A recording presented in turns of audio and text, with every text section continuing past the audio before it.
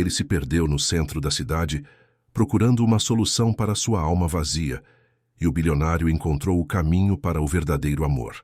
Às vezes, a vida coloca pedras no nosso caminho para que possamos tropeçar e descobrir pessoas extraordinárias que nunca imaginaríamos que ainda existissem neste mundo.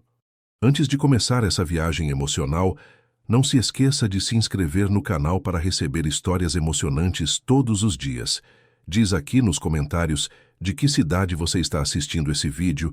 Vou adorar saber até onde essa história está chegando e aproveita e já deixa o like que nos ajuda a continuar sempre trazendo novas narrativas que tocam o coração. A garoa persistente transformava as ruas do centro de Dourados em espelhos cinzentos, quando Ricardo Monteiro ordenou bruscamente que seu motorista freasse o Mercedes importado. Aos 45 anos, ele comandava um dos maiores impérios do agronegócio brasileiro, dono de uma personalidade meticulosa que exigia perfeição em cada negociação, uma generosidade calculada que escondia profunda carência afetiva, e um perfeccionismo obsessivo nascido do medo constante de fracassar como fracassou no amor. O conflito interno que o torturava desde os 18 anos explodiu em seu peito quando reconheceu aquela silhueta encolhida sob a marquise de uma loja fechada. A culpa devastadora por ter escolhido a promessa de riqueza em vez da pureza do primeiro amor martelava em sua mente como uma batida constante de tambor.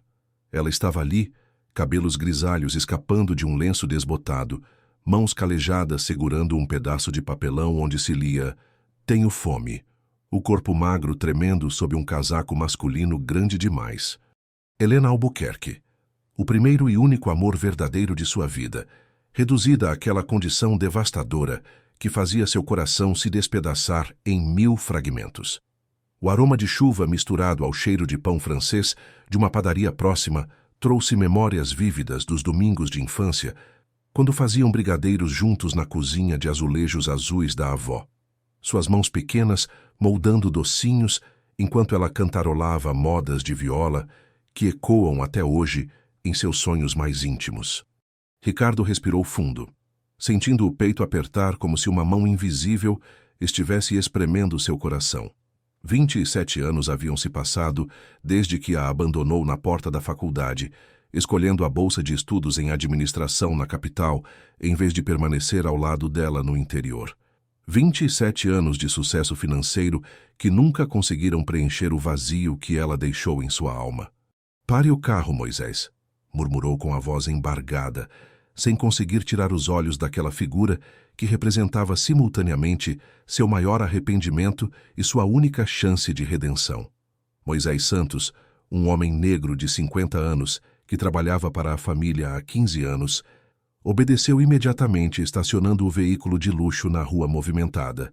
Conhecia bem aquele tom de voz do patrão, carregado de uma melancolia que raramente transparecia em reuniões de negócios ou encontros sociais da elite do agronegócio. "Senhor Ricardo, está tudo bem?", perguntou respeitosamente, observando pelo retrovisor a expressão transtornada de seu empregador. Ricardo não respondeu.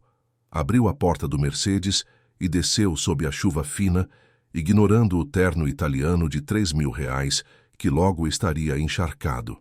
Cada passo em direção à marquise parecia uma eternidade, como se estivesse caminhando através de décadas de arrependimento acumulado. Helena levantou os olhos quando a sombra dele se projetou sobre o papelão molhado. Por um momento, o tempo parou completamente. Os mesmos olhos castanhos que o hipnotizaram na adolescência ainda brilhavam com aquela doçura inconfundível, mesmo emoldurados por rugas prematuras causadas pela dureza da vida nas ruas. "Ricardo", sussurrou ela, como se estivesse vendo um fantasma de seu próprio passado. Ele se ajoelhou diante dela, sem se importar que a calça do terno tocasse o chão molhado. Lágrimas misturadas com gotículas de chuva escorriam por seu rosto quando estendeu as mãos na direção dela. "Helena, meu Deus, Helena, o que aconteceu com você?" A voz saía quebrada, carregada de 27 anos de saudade reprimida. Ela recuou instintivamente, abraçando os joelhos como uma criança assustada. O primeiro obstáculo se materializou na forma de pura vergonha. Helena recusou veementemente sua ajuda, preferindo a dignidade da miséria à humilhação da caridade de quem a havia abandonado no momento em que mais precisou dele. Vai embora, Ricardo. Você não me conhece, nunca me conheceu, murmurou com a voz rouca, desviando o olhar para não encarar aqueles olhos que um dia prometeram amor eterno. Eu nunca te esqueci, Helena. Nem um único dia em todos esses anos. Ele tentou tocar sua mão, mas ela a retirou como se tivesse levado um choque elétrico. Você me esqueceu no dia que partiu para São Paulo sem olhar para trás. Você me esqueceu quando escolheu o dinheiro em vez do amor que tínhamos. As palavras saíam amargas, temperadas com décadas de mágoa acumulada. Ricardo sentia como se cada palavra fosse uma lâmina atravessando seu peito. Sabia que ela tinha razão, que suas escolhas egoístas haviam destruído o único amor puro que conhecera na vida. Mas também sabia que não podia simplesmente virar as costas novamente e deixá-la naquela condição. Durante 40 minutos, sob a chuva que intensificava, ele permaneceu ali, ignorando o cronograma apertado e as ligações incessantes em seu celular. Moisés observava da janela do Mercedes, compreendendo que algo muito profundo estava acontecendo na vida de seu patrão. As pessoas passavam apressadas pela calçada, algumas lançando olhares curiosos para aquela cena inusitada de um homem obviamente rico ajoelhado diante de uma moradora de rua. Ricardo não se importava com os julgamentos alheios. Pela primeira vez em décadas, algo mais importante que sua imagem pública ocupava seus pensamentos. Por favor, Helena, deixe-me ajudar você. Não como caridade, mas como alguém que te ama e nunca deveria ter te deixado. Sua voz tremia de emoção sincera. Ela finalmente o encarou, e ele pôde ver nos olhos dela a mesma menina de 17 anos que costumava colher flores silvestres na fazenda do avô dela para fazer coroas que usavam durante as brincadeiras de casinha. Você não entende, Ricardo. Eu não sou mais aquela pessoa. A vida me quebrou de formas que você nem imagina. Uma lágrima solitária escorreu por sua face magra. Então me deixe ajudar a te recompor. Me deixe tentar consertar o estrago que eu causei. Ele estendeu novamente a mão, desta vez com uma delicadeza infinita. A fome e o frio finalmente falaram mais alto que o orgulho ferido. Helena olhou para o papelão encharcado, para o casaco que não conseguia protegê-la do vento cortante, e sentiu o estômago contrair dolorosamente. Havia comido apenas um pão amanhecido pela manhã, doado por um comerciante com pena. Se eu for com você, não é porque aceito seu perdão. É porque não tenho mais forças para lutar sozinha, disse ela, finalmente aceitando a mão estendida. Ricardo a ajudou a se levantar com cuidado infinito, como se ela fosse feita de cristal e pudesse se quebrar a qualquer momento. Quando seus corpos se tocaram pela primeira vez em quase 3 décadas, uma corrente elétrica atravessou ambos, despertando memórias de tardes preguiçosas debaixo da amendoeira na fazenda, onde faziam planos de um futuro que nunca chegou. Moisés desceu do carro imediatamente para abrir a porta traseira, observando com respeito aquela reunião que parecia ter peso histórico na vida de seu empregador. Ele próprio guardava segredos sobre o passado de Ricardo, incluindo uma carta de amor jamais entregue, que encontrara anos atrás caída atrás do banco do carro. Helena hesitou antes de entrar no Mercedes, tocando a maçaneta como se fosse um portal para uma dimensão desconhecida.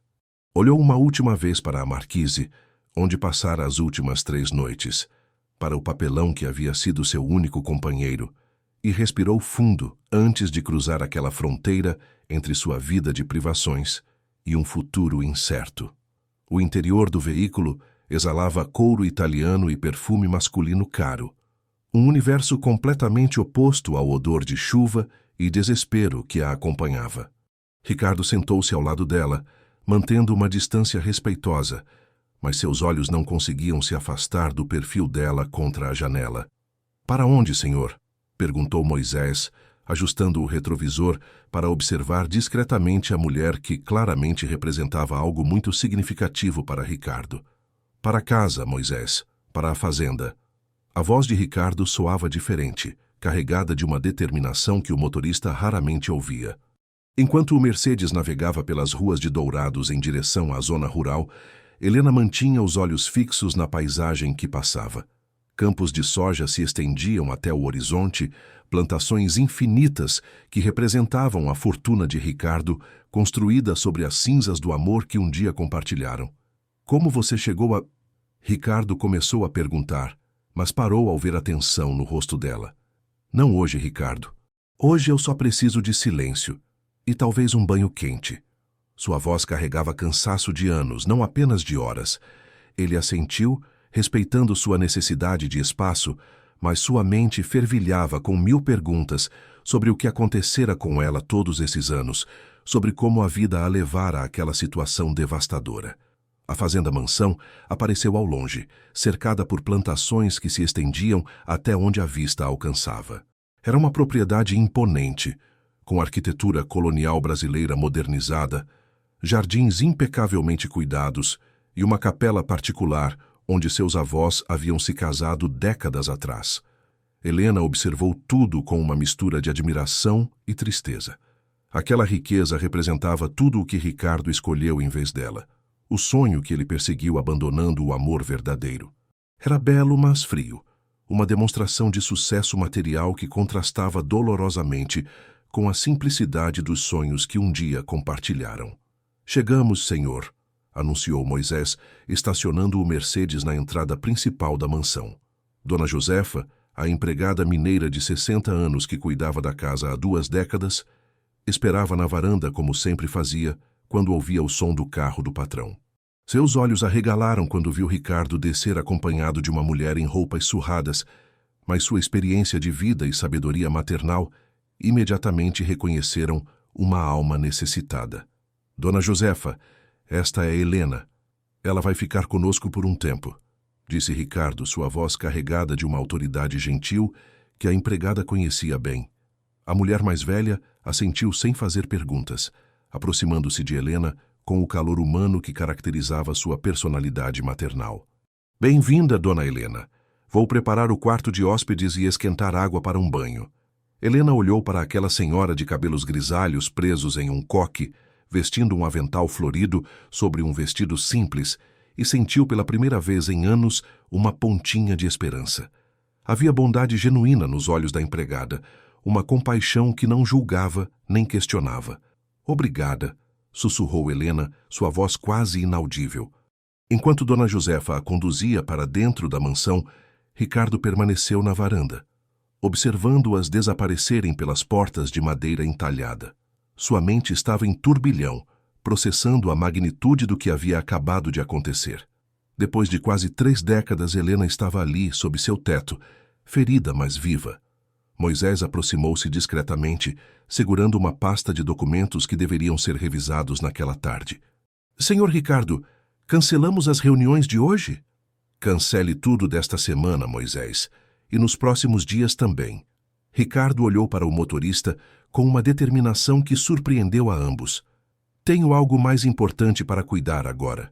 O sol começava a se por atrás das plantações de soja, pintando o céu com tons dourados e alaranjados que banhavam a fazenda com uma luz quase mística. Ricardo sentiu que aquele era o início de algo que poderia redefinir completamente sua existência. Uma segunda chance que o universo lhe oferecia para corrigir o maior erro de sua vida.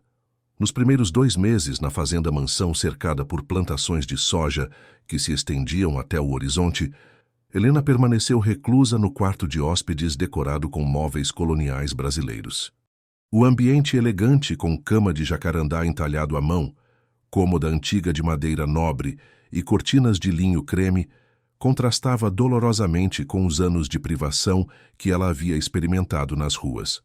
Dona Josefa subia 3 vezes ao dia com refeições caprichadas servidas em porcelana fina, mas Helena mal tocava na comida. A empregada deixava as bandejas na mesinha de centro e descia silenciosamente, respeitando o luto emocional que percebia naquela mulher ferida pela vida. Ela não come quase nada, Sr. Ricardo, relatava Dona Josefa com preocupação maternal while ele organizava os pratos intocados na cozinha. Parece que tem medo de se acostumar com coisa boa. Ricardo passava horas caminhando pelos corredores da mansão, ouvindo os passos ecoar na madeira encerada como fantasmas do passado. A casa grande que antes ressoara apenas com sua solidão, agora carregava o peso de duas almas quebradas, tentando encontrar um caminho de volta, uma para a outra. Durante as madrugadas insones, ele se postava diante da janela do escritório, que dava para o quarto de Helena, observando a luz fraca que permanecia acesa até o amanhecer.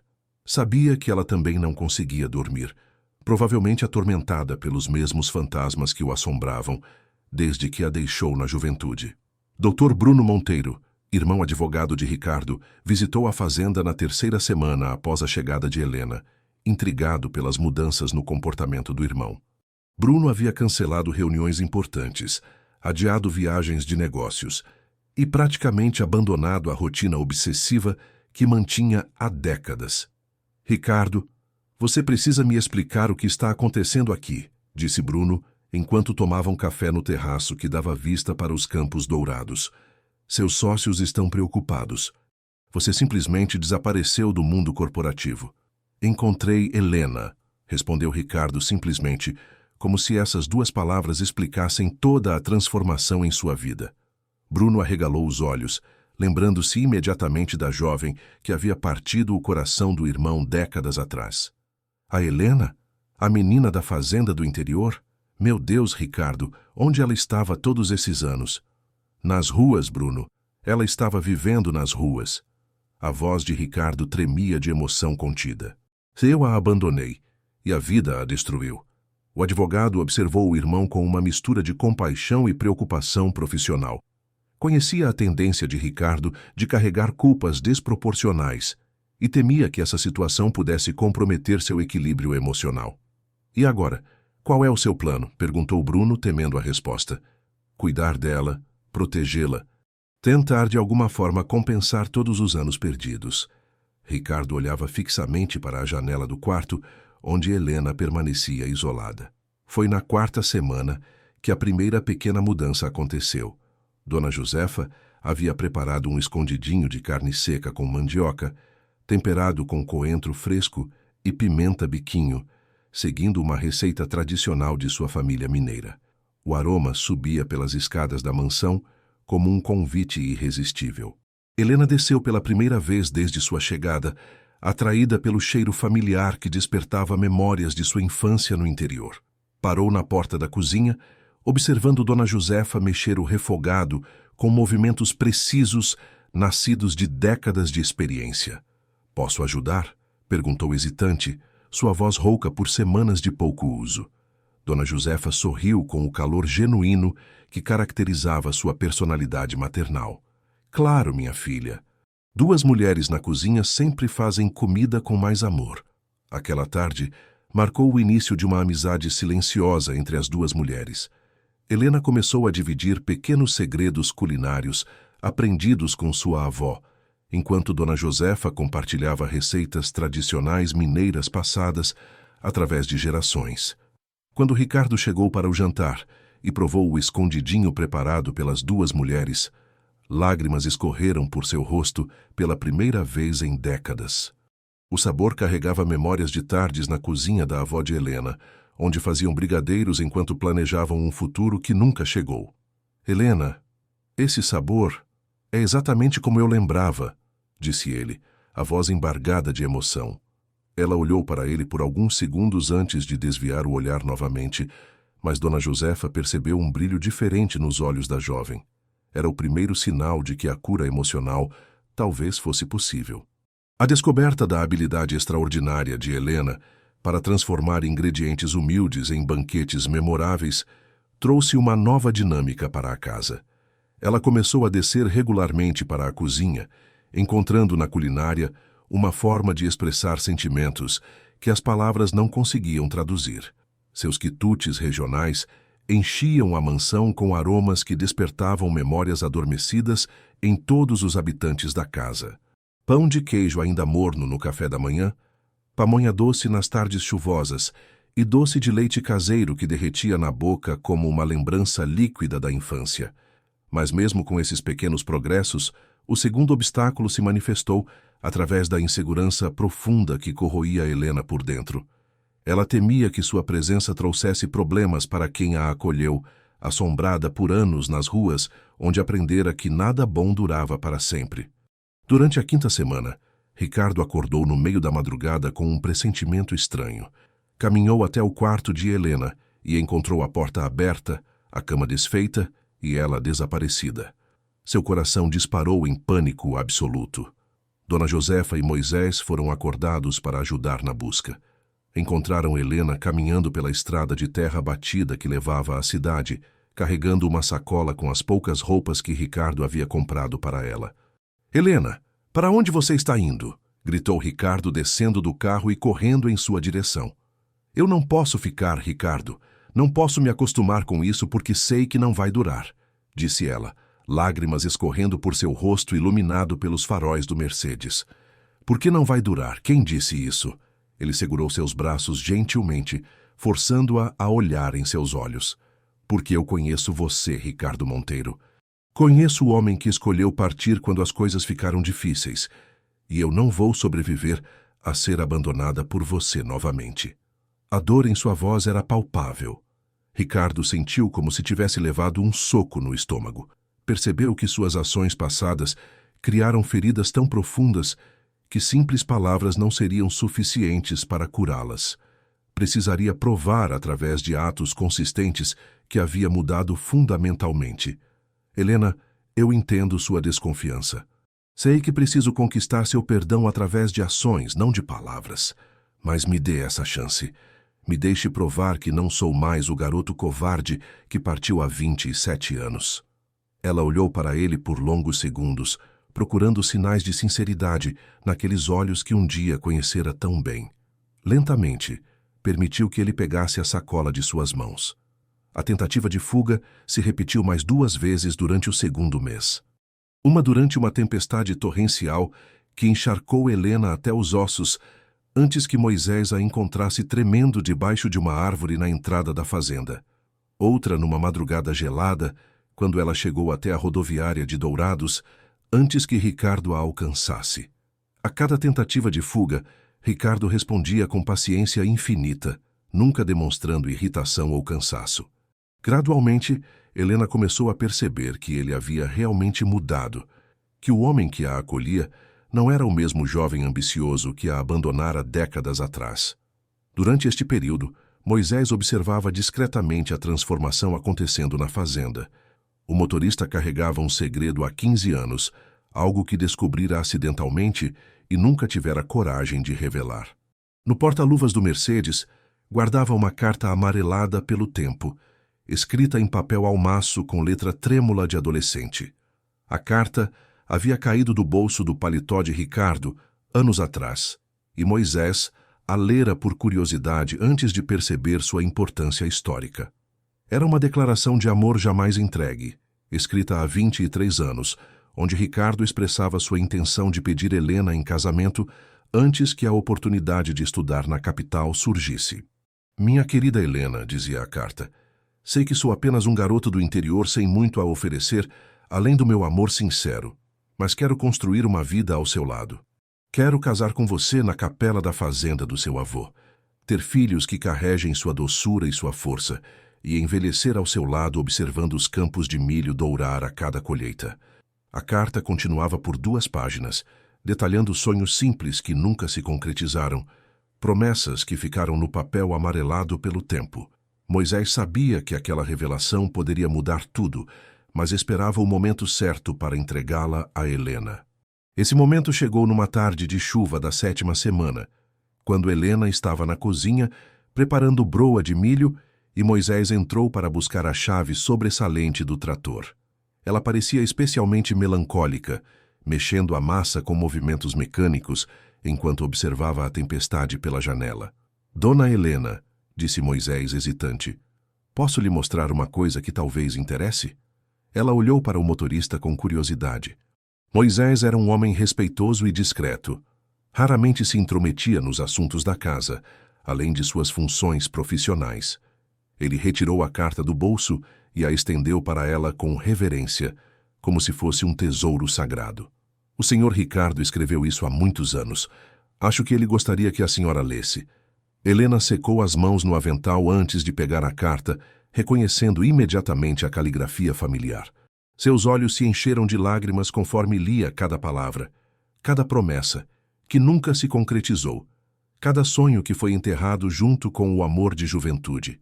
A segunda reviravolta pequena que explicava a premonição inexplicável de Moisés parar o carro naquele momento exato estava revelada. Ele havia carregado aquela carta como um amuleto, uma prova silenciosa do amor verdadeiro que Ricardo sentia por Helena, esperando o dia em que o destino os reuniria novamente. Ele realmente me amava, sussurrou Helena, apertando a carta contra o peito, como se pudesse absorver todo o amor que as palavras continham. Sempre amou Dona Helena. Em todos esses anos trabalhando para ele, nunca vi o Sr. Ricardo olhar para nenhuma outra mulher do jeito que olha para a senhora, confirmou Moisés, com sinceridade tocante. Aquela revelação plantou a primeira semente real de esperança no coração ferido de Helena. Pela primeira vez desde sua chegada à fazenda, ela começou a considerar a possibilidade de que talvez, apenas talvez, ainda existisse uma chance para o amor que julgara morto e enterrado há décadas. No terceiro mês, os preparativos para a tradicional festa junina da fazenda trouxeram uma energia diferente para a propriedade. Era uma celebração anual que Ricardo mantinha há 15 anos, reunindo funcionários, vizinhos e toda a comunidade rural da região para 3 dias de festividades que honravam as tradições brasileiras mais autênticas. Helena observava pela janela do quarto, enquanto Dona Josefa organizava as empregadas temporárias que chegavam para ajudar nos preparativos. Mulheres de todas as idades carregavam cestas de milho fresco, sacos de amendoim para a paçoca artesanal e ingredientes para dezenas de receitas tradicionais que transformariam a fazenda numa pequena cidade festiva. Dona Helena, a senhora não vem nos ajudar? Perguntou Dona Josefa, subindo ao quarto com uma bandeja de café com leite e pão de queijo ainda morno. Suas mãos fazem milagres na cozinha, e essas festas sempre precisam de mais amor temperando a comida. Helena hesitou, mordendo o lábio inferior como fazia na infância quando estava nervosa.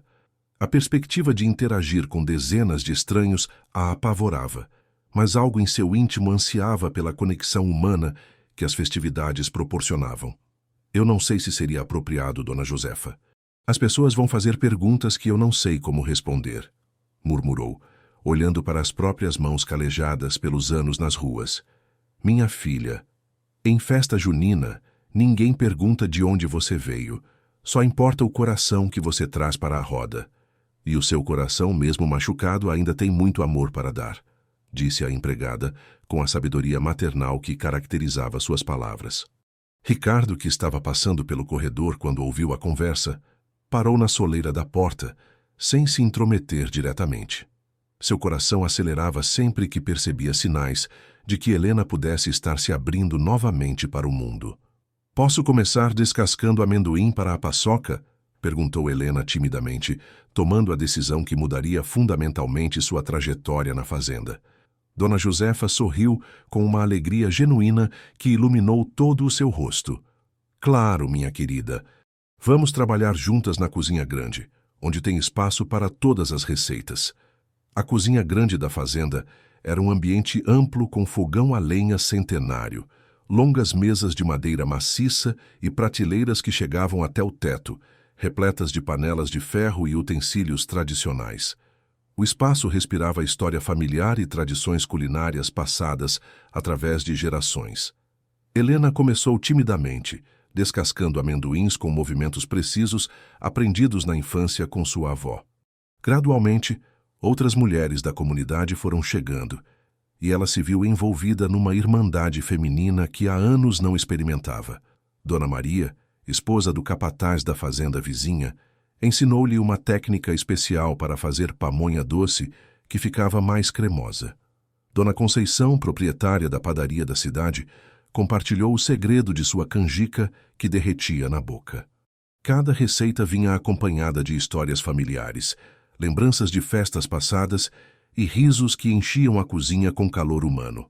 Essa menina tem mão abençoada, comentou Dona Maria, quando provou a paçoca que Helena havia preparado. Nunca comi igual, tem gosto de infância feliz. Ricardo aparecia discretamente na cozinha várias vezes ao dia, fingindo buscar água ou verificar algum detalhe dos preparativos, mas, na verdade, apenas para ouvir a risada de Helena se misturando com as outras vozes femininas. Era um som que não escutava há décadas, e cada nota musical daquela alegria redescoberta curava um pedacinho de seu coração partido. A capela da fazenda foi decorada com flores do campo colhidas ao amanhecer, enquanto Helena ajudava a fazer arranjos que combinavam margaridas brancas, sempre vivas amarelas, e ramos de alfazema que perfumavam todo o ambiente. Suas mãos trabalhavam com delicadeza instintiva, criando composições que pareciam obras de arte natural.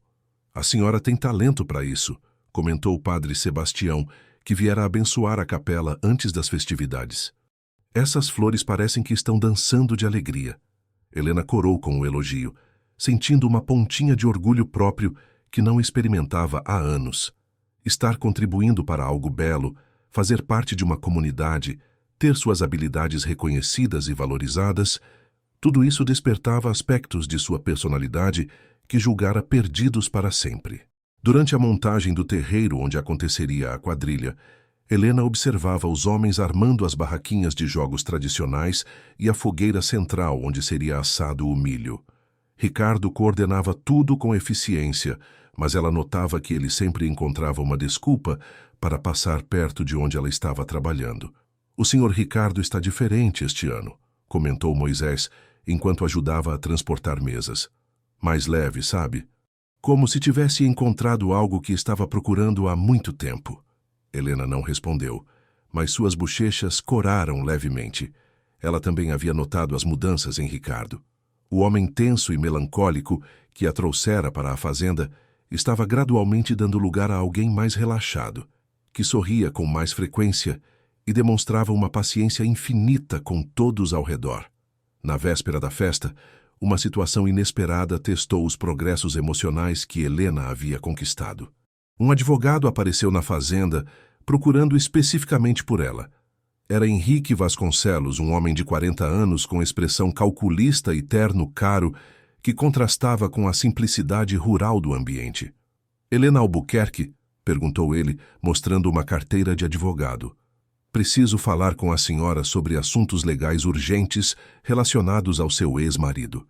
O sangue de Helena gelou nas veias. Geraldo Albuquerque, o homem que tornara seus últimos anos de casamento um inferno de humilhações e violência psicológica, havia encontrado uma forma de perturbá-la, mesmo depois de anos de separação. Ricardo apareceu imediatamente ao lado de Helena, colocando uma mão protetora em seu ombro. "Qualquer assunto legal pode ser discutido na presença do meu advogado, doutor. Bruno Monteiro chegará aqui em 1 hora.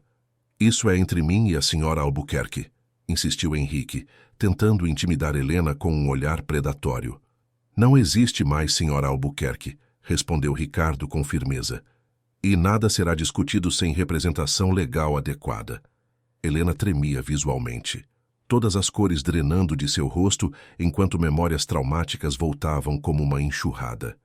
O terceiro obstáculo se manifestou quando o advogado inescrupuloso entregou documentos que exigiam que ela retornasse à capital para assinar papéis sobre dívidas forjadas que poderiam resultar em prisão. Seu ex-marido contraiu empréstimos significativos usando o seu nome como avalista, explicou Henrique com um sorriso malicioso. "Se a senhora não regularizar a situação, pode enfrentar consequências criminais." Ricardo examinou os papéis com crescente indignação, reconhecendo imediatamente as táticas de intimidação. "Esses documentos são obviamente fraudulentos. Meu irmão vai contestar cada linha. A justiça decidirá isso, senhor Monteiro. Por enquanto, a senhora Albuquerque tem 72 horas para se apresentar no escritório em São Paulo", disse o advogado antes de partir, deixando uma atmosfera pesada na fazenda. Helena entrou em pânico absoluto, todas as defesas emocionais que havia construído desmoronando como castelos de areia. "Eu preciso ir embora, Ricardo. Não posso trazer esses problemas para você. Geraldo sempre encontra uma forma de destruir tudo que é bom na minha vida." "Você não vai a lugar nenhum", declarou Ricardo com uma determinação férrea que surpreendeu a ambos. "Vamos lutar contra isso juntos, Não vou deixar esse canalha te intimidar novamente. Dr. Bruno chegou 2 horas depois, trazendo uma equipe de advogados especializados em crimes financeiros. Após analisar os documentos, confirmaram as suspeitas de Ricardo sobre a fraudulência das alegações. Esses empréstimos foram contraídos após a separação, usando documentos falsificados, explicou Bruno. Temos base legal sólida para não apenas contestar as acusações, mas processar por difamação e falsificação. Mesmo com as garantias legais, Helena permaneceu abatida durante toda a noite, incapaz de se concentrar nos preparativos finais da festa. O fantasma de seu passado traumático havia ressurgido exatamente quando ela começava a acreditar que poderia ter uma segunda chance de felicidade. Ricardo passou a madrugada ao lado dela no terraço, observando as estrelas e oferecendo presença silenciosa como apoio. Não tentava forçar conversas ou fazer promessas vazias, apenas demonstrava através de ações que não a abandonaria quando as coisas ficassem difíceis. "Por que você está fazendo isso por mim?" perguntou Helena numa voz quase inaudível. "Por que está arriscando seus negócios, sua reputação, sua tranquilidade por alguém que não tem nada a oferecer?" Ricardo virou-se para encará-la, seus olhos brilhando com uma intensidade que ela não via há décadas. "Porque você é a única coisa que sempre importou de verdade na minha vida. Porque passei 27 anos construindo um império vazio sem você. Porque prefiro enfrentar 1000 batalhas legais do que passar um dia sequer sem saber que você está segura." Helena sentiu lágrimas escorrendo por seu rosto, mas pela primeira vez eram lágrimas de emoção positiva misturada com medo. Lentamente, estendeu a mão e tocou a face de Ricardo, sentindo a barba por fazer e as linhas de expressão que o tempo havia gravado. "Eu tenho muito medo de acreditar novamente", sussurrou ela. "Então não acredite nas palavras. Acredite nas ações", respondeu ele, cobrindo a mão dela com a sua. "Deixe-me provar através de cada dia que passo ao seu lado que nunca mais vou te abandonar." A manhã da festa junina amanheceu ensolarada, como se o universo conspirasse para lavar a melancolia da noite anterior. Helena desceu para a cozinha, determinada a não deixar que os fantasmas do passado estragassem o primeiro evento social em que participaria há anos. "Bom dia, guerreira", cumprimentou Dona Josefa com orgulho evidente. "Vi você lutando com os demônios ontem à noite. Hoje é dia de mostrar que você é mais forte que qualquer tempestade." Helena sorriu timidamente, amarrando o avental e mergulhando nos preparativos finais. A cozinha fervilhava com atividade coordenada, dezenas de mulheres trabalhando em harmonia para criar um banquete digno das tradições mais autênticas do interior brasileiro. Quando os primeiros convidados chegaram ao entardecer, a fazenda havia se transformado num cenário encantado.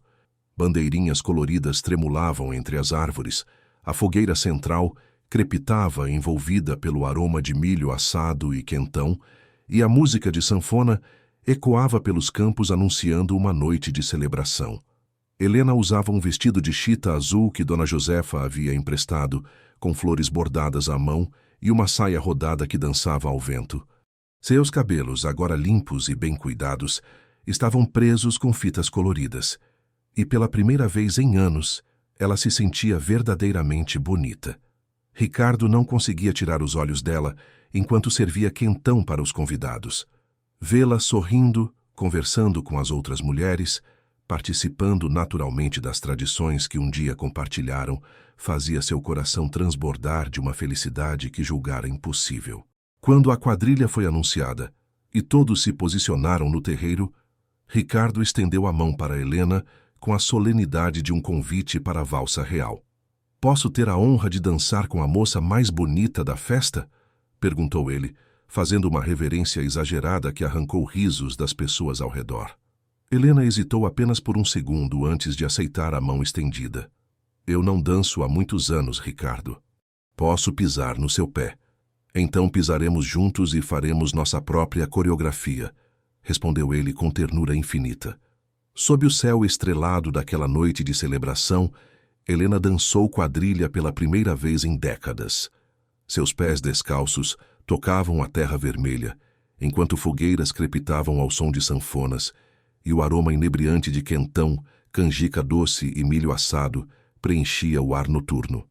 A tradição milenar brasileira despertou nela lembranças ancestrais de pertencimento e esperança, fortalecendo sua determinação para lutar pela felicidade que julgava perdida para sempre. Quando a música terminou e Ricardo a envolveu num abraço espontâneo, ela sentiu pela primeira vez que talvez fosse possível reconstruir uma vida depois de tantas destruições. O terceiro obstáculo havia sido enfrentado com coragem, e Helena descobriu que tinha mais força interior do que imaginava. A festa junina não foi apenas uma celebração das tradições brasileiras, mas o marco fundamental de sua cura emocional e o primeiro passo real em direção a um futuro que começava a parecer possível. A segunda reviravolta média chegou como uma bênção disfarçada de complicação 2 semanas após a festa junina.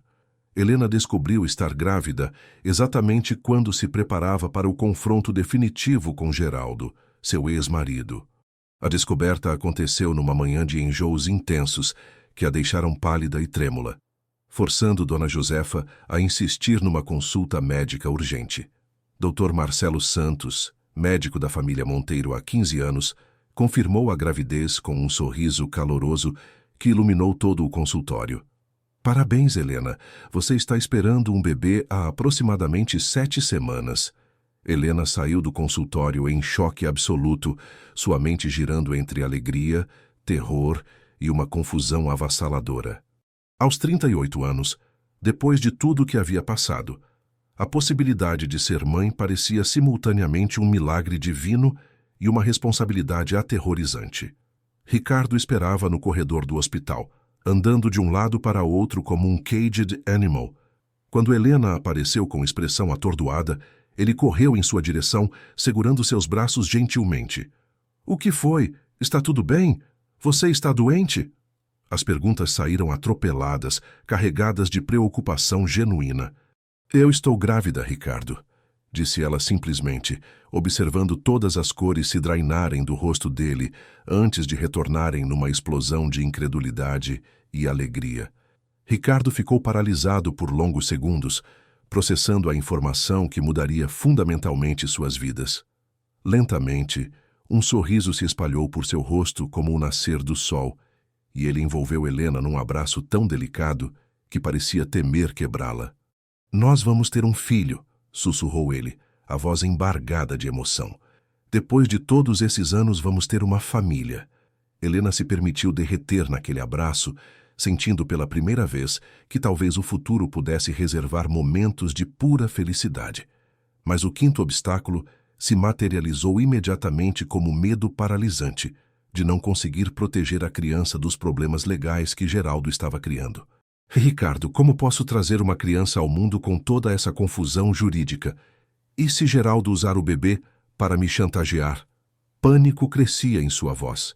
— Ele não vai chegar nem perto de você ou do nosso filho, declarou Ricardo com uma ferocidade que ela nunca havia visto nele.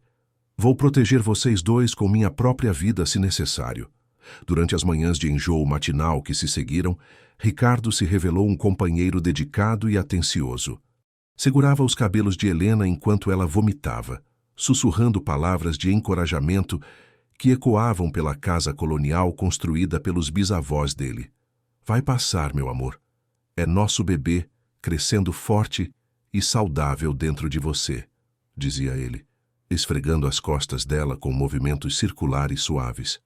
Dona Josefa transformou-se numa avó adotiva instantânea, preparando chás de gengibre para amenizar os enjoos e consultando suas receitas tradicionais de mingaus nutritivos que ajudassem no desenvolvimento do bebê. — Esse menino vai nascer abençoado, declarava ela enquanto preparava canja de galinha especial.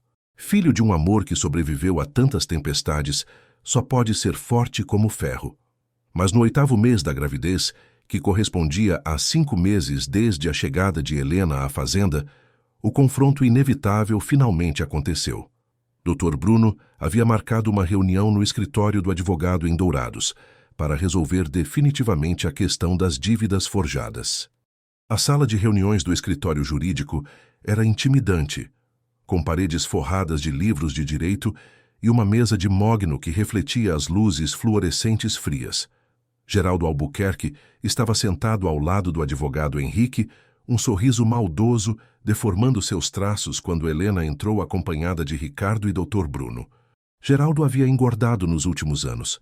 Seu rosto inchado revelava sinais de alcoolismo, e seus olhos continham a mesma crueldade que havia tornado os últimos anos de casamento um inferno para Helena. Usar roupas caras não conseguia mascarar a deterioração moral que o consumia por dentro. "Olha só quem apareceu", disse Geraldo com voz arrastada. "A pobretona que arranjou um sugar daddy milionário para sustentar suas extravagâncias." "Cuidado com as palavras", advertiu Ricardo, sua voz carregada de ameaça contida. Dr. Bruno colocou os documentos sobre a mesa com autoridade profissional. "Vamos direto ao ponto. Descobrimos que todas as alegações de dívida são fraudulentas. Na verdade, Sr. Albuquerque, o senhor é que está sendo procurado pela Receita Federal por sonegação fiscal milionária." O rosto de Geraldo se transformou numa máscara de raiva e desespero quando percebeu que sua estratégia havia backfired completamente. A primeira reviravolta grande se revelou. O ex-marido havia falsificado sistematicamente todos os documentos de dívida, sendo, na verdade, ele próprio o devedor procurado pelas autoridades fiscais. "Isso é mentira! Vocês estão forjando evidências!" gritou Geraldo, batendo o punho na mesa. "Temos aqui cópias dos empréstimos fraudulentos, assinados após a separação com documentos de identidade falsificados", continuou o Dr. Bruno, espalhando papéis pela mesa.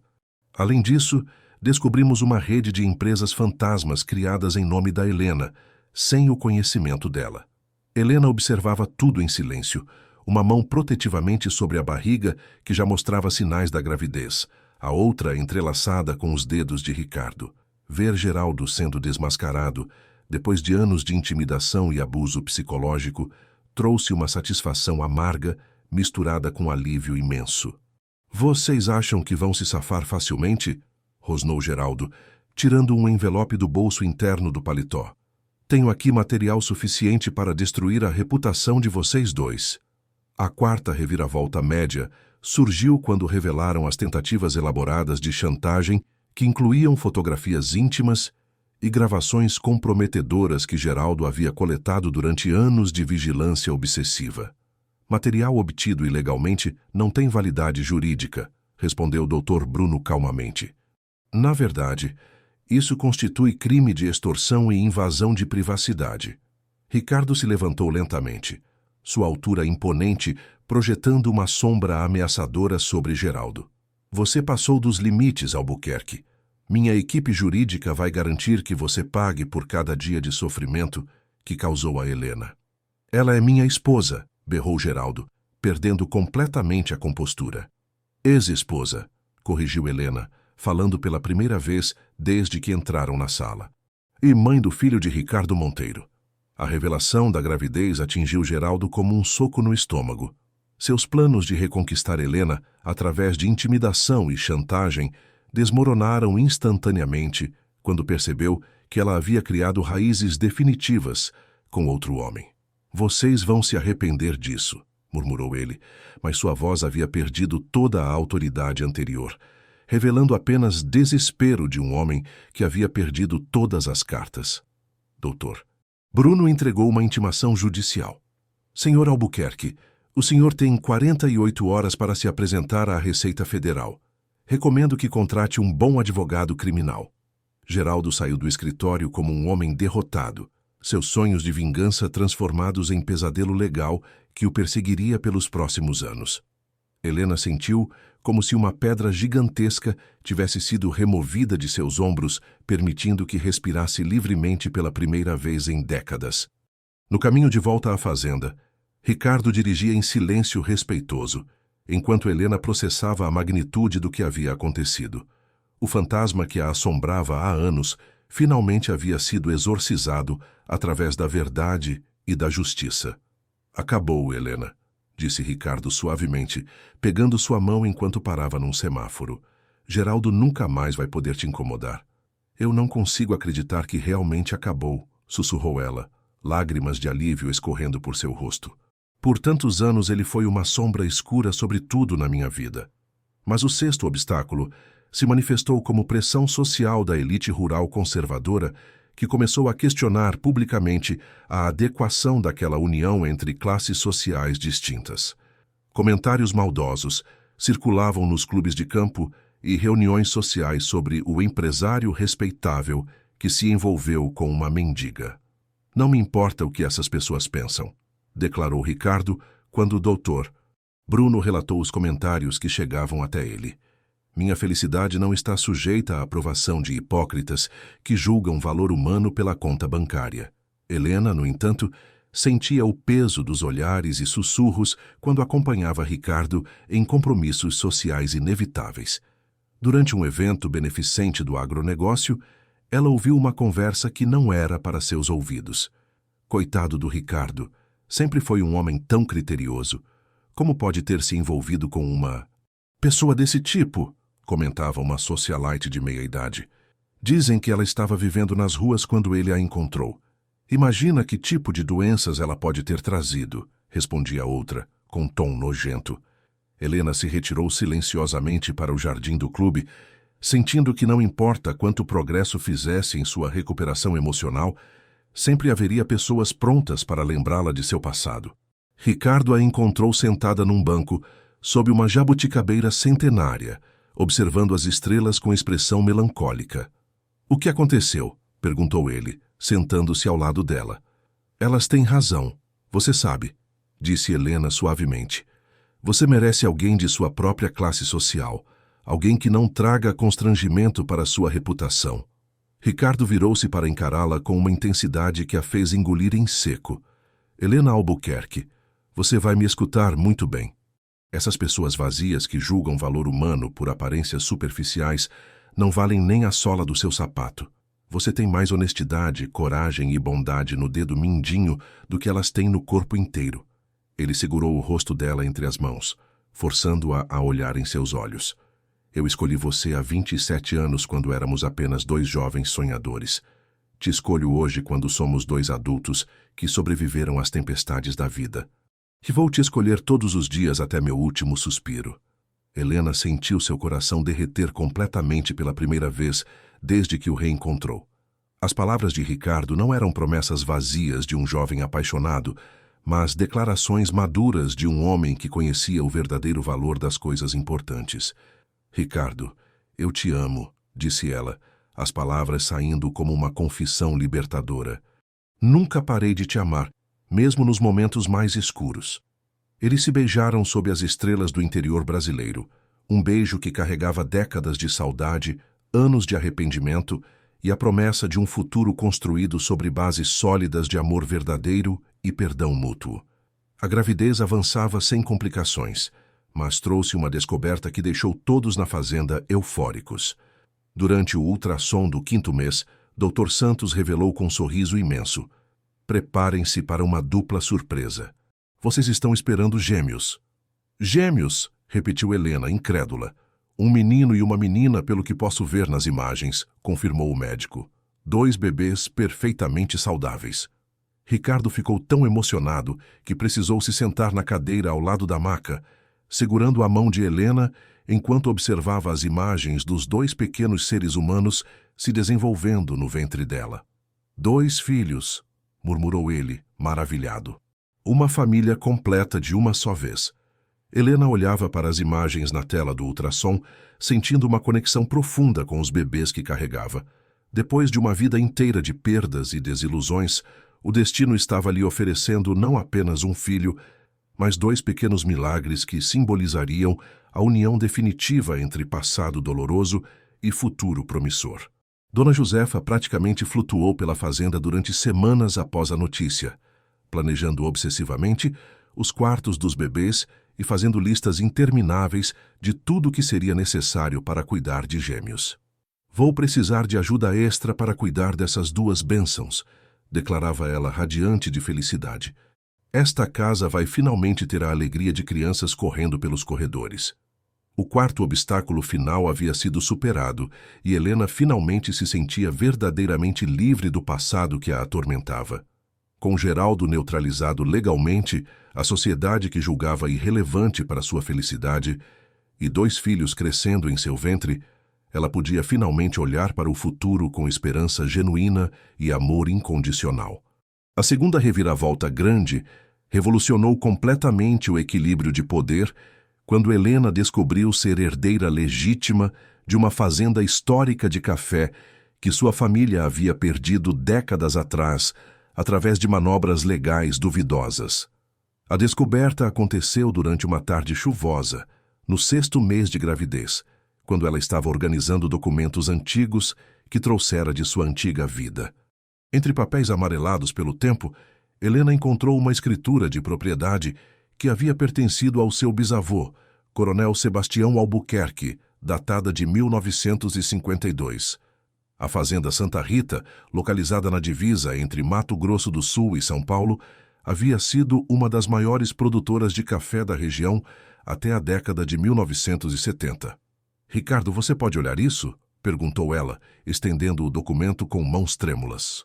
"Acho que encontrei algo importante sobre minha família." Ricardo examinou a escritura com atenção crescente, seus olhos se arregalando conforme compreendia a magnitude da descoberta. Ironicamente, aquelas mesmas terras agora faziam parte do seu próprio império agrícola, adquiridas por seu pai nos anos 1980, através de uma empresa intermediária. "Helena, essa fazenda, eu conheço essas coordenadas. Faz parte das propriedades que herdei do meu pai", disse ele, a voz carregada de incredulidade. Dr. Bruno foi chamado imediatamente para analisar os documentos legais. 3 dias depois, ele retornou à fazenda com uma expressão grave que prenunciava revelações complexas. "A situação é mais complicada do que imaginávamos", explicou Bruno, espalhando documentos sobre a mesa da sala de jantar. "A Fazenda Santa Rita foi perdida pela família Albuquerque, através de uma série de manobras legais questionáveis nos anos 1970. Aparentemente, houve um esquema de apropriação de terras que envolveu documentos forjados e suborno de funcionários públicos." Helena sentia como se o chão estivesse se movendo sob seus pés. A descoberta de que sua família havia sido vítima de crimes que resultaram na perda de sua herança ancestral trouxe uma mistura confusa de raiva, tristeza e alívio por finalmente entender por que crescera na pobreza. "Meu pai estava ciente da origem duvidosa dessas terras?" perguntou Ricardo, temendo a resposta. "Pelos documentos que analisamos, parece que ele comprou de boa fé através de intermediários, sem conhecimento das irregularidades originais", respondeu Bruno. "Mas isso cria uma situação legal complexa sobre a propriedade legítima." A terceira reviravolta pequena aconteceu quando descobriram cartas antigas no sótão da mansão, revelando que os bisavós de Helena e Ricardo haviam sido parceiros comerciais e amigos íntimos. As correspondências datavam dos anos 1940 e mostravam uma relação respeitosa entre as famílias Albuquerque e Monteiro. "Olha isso, Helena", disse Ricardo, lendo uma carta com caligrafia elegante. "Meu bisavô escreveu para o seu: Sebastião, meu caro amigo, espero que nossos filhos mantenham a amizade que construímos. Talvez o destino conspire para unir nossas famílias através das próximas gerações." Helena tocou o papel delicadamente, como se pudesse absorver a presença ancestral de famílias que um dia foram aliadas antes que circunstâncias históricas as separassem. "É como se o universo sempre soubesse que acabaríamos juntos", murmurou ela, maravilhada com as conexões que transcendiam gerações. Esta revelação criou tensões inesperadas sobre independência financeira e igualdade no relacionamento. Helena lutava com sentimentos contraditórios sobre recuperar terras que tecnicamente pertenciam a Ricardo por direito de compra, mesmo que a origem fosse questionável. "Eu não quero que você pense que estou aqui por causa da propriedade", disse ela numa noite quando discutiam o futuro dos filhos que esperavam. "Quero que nossa relação seja baseada em amor, não em interesses financeiros." "Helena, essas terras sempre foram suas por direito de herança", respondeu Ricardo com sinceridade absoluta. "Se há alguma injustiça histórica a ser corrigida, É minha obrigação moral fazê-lo. Doutor. Bruno propôs uma solução que honraria tanto a justiça histórica quanto a legalidade atual.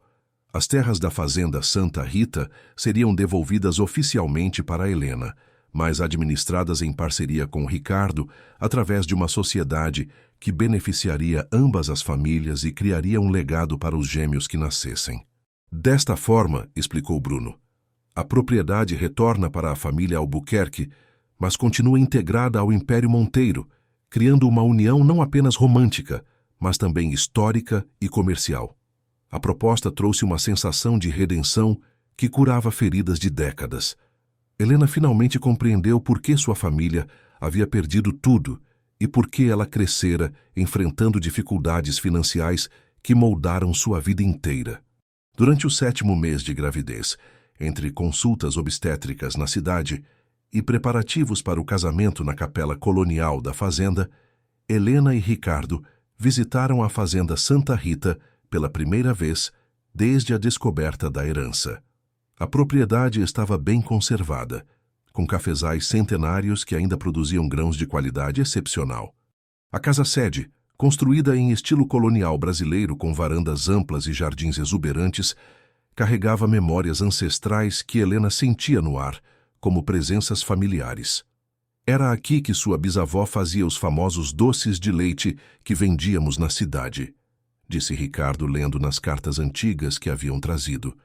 E ali naquele terreiro era onde secavam o café que chegava até São Paulo. Helena caminhou pelos corredores da casa onde sua família havia vivido por gerações, tocando as paredes de adobe como se pudesse absorver histórias que nunca conhecera.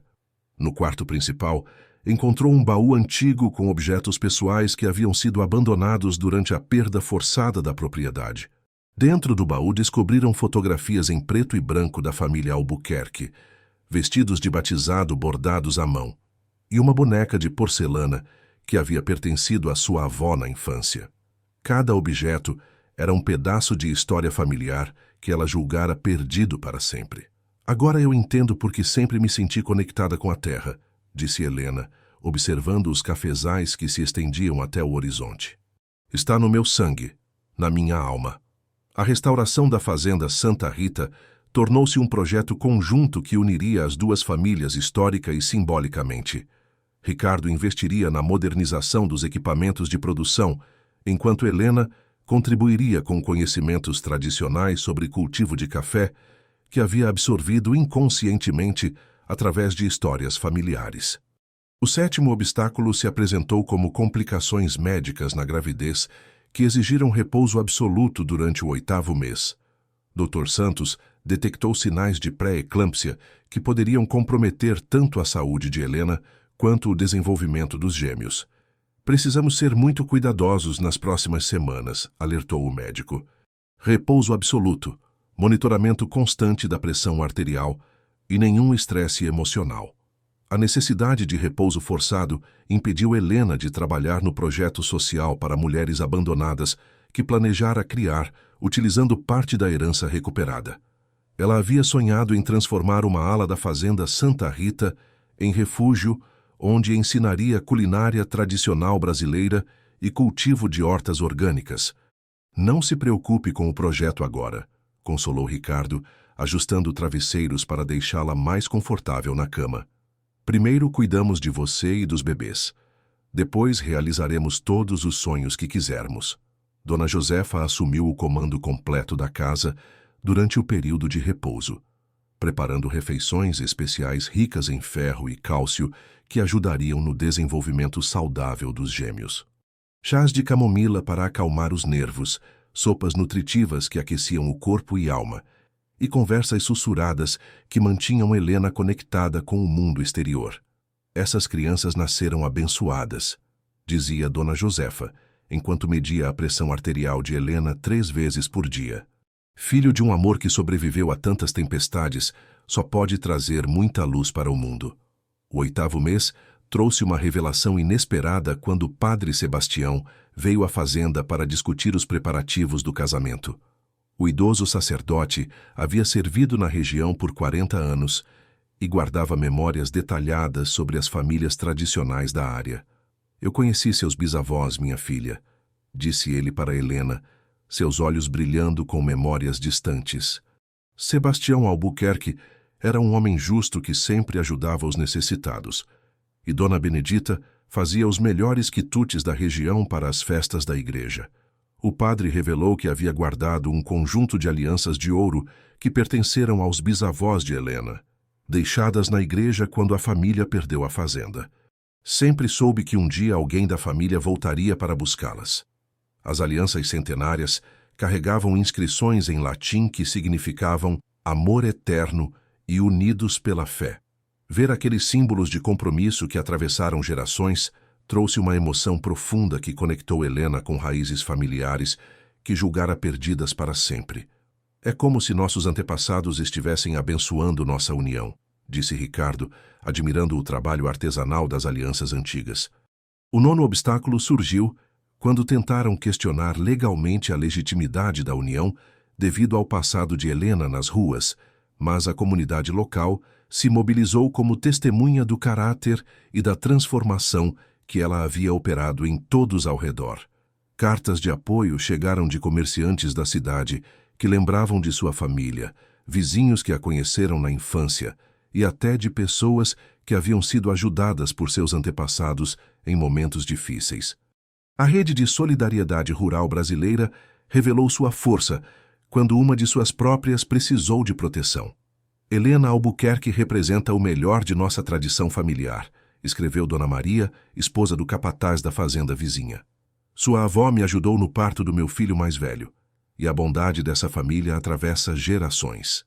As pressões sociais que inicialmente ameaçaram a relação transformaram-se em apoio comunitário quando a verdadeira história de Helena foi revelada.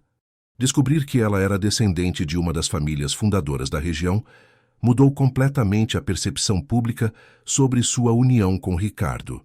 O casamento simples foi marcado para acontecer durante a época dourada da colheita de café, quando os grãos maduros pintavam as plantações com tons avermelhados que se estendiam até o horizonte. A capela colonial da fazenda foi preparada com flores do campo colhidas ao amanhecer, arranjos que combinavam a simplicidade rural com elegância natural.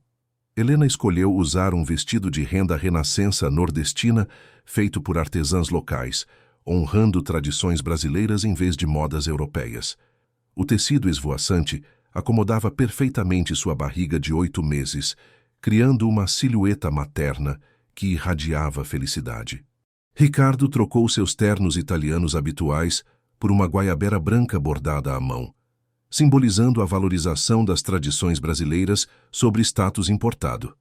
O tecido de linho respirava sob o calor tropical e carregava símbolos regionais que conectavam suas raízes com o presente. Na véspera do casamento, Helena sentiu as primeiras contrações que anunciariam a chegada dos gêmeos.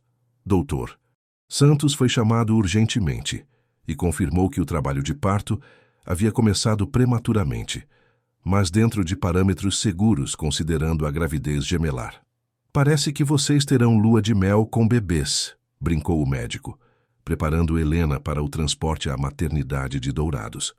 Não importa onde seja nossa lua de mel, respondeu Ricardo, segurando a mão de Helena durante uma contração.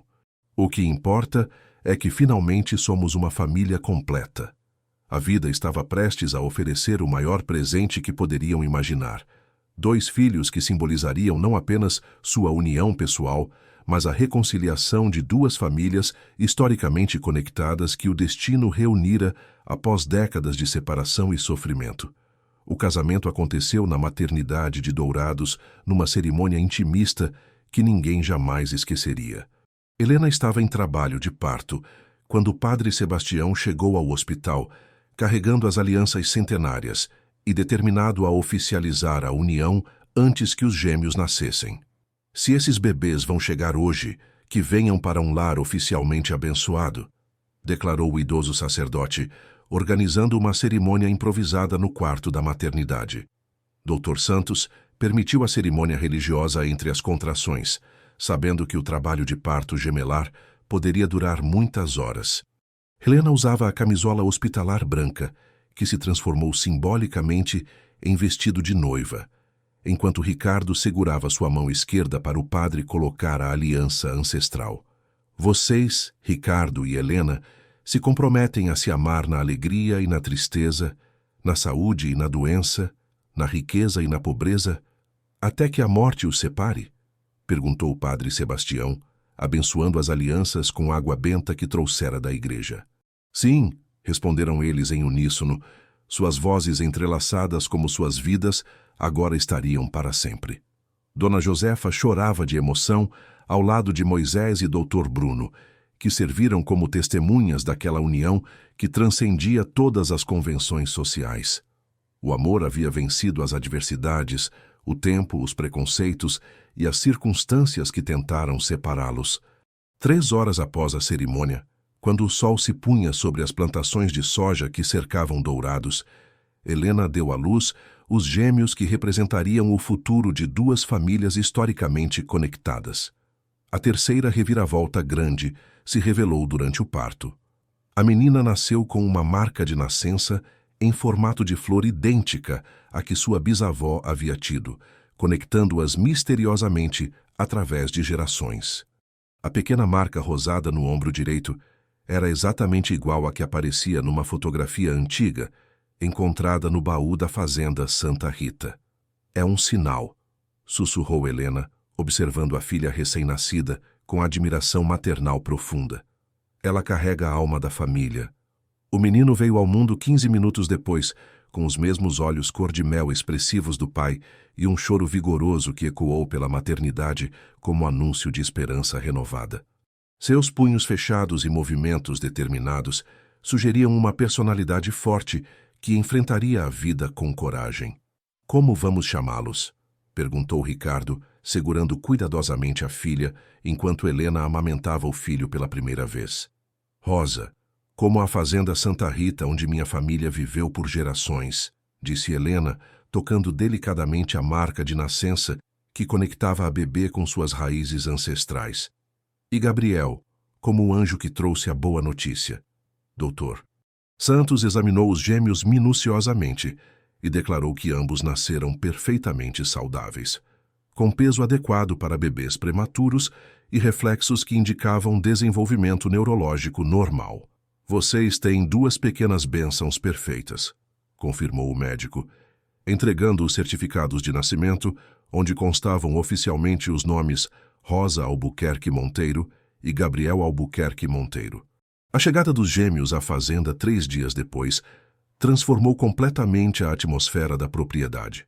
A casa grande, que antes ecoava apenas passos solitários e o tic-tac melancólico do relógio de parede, agora ressoara com choros infantis, conversas sussurradas durante as mamadas noturnas e uma energia vital que rejuvenesceu todos os habitantes.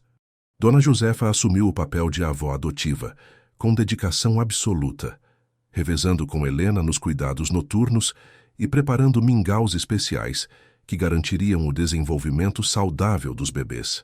Suas cantigas de ninar mineiras ecoavam pelos corredores da mansão, criando uma trilha sonora de amor maternal. Esses meninos são a alegria que esta casa precisava há décadas, declarava ela, enquanto trocava fraldas com expertise de quem criara 8 filhos.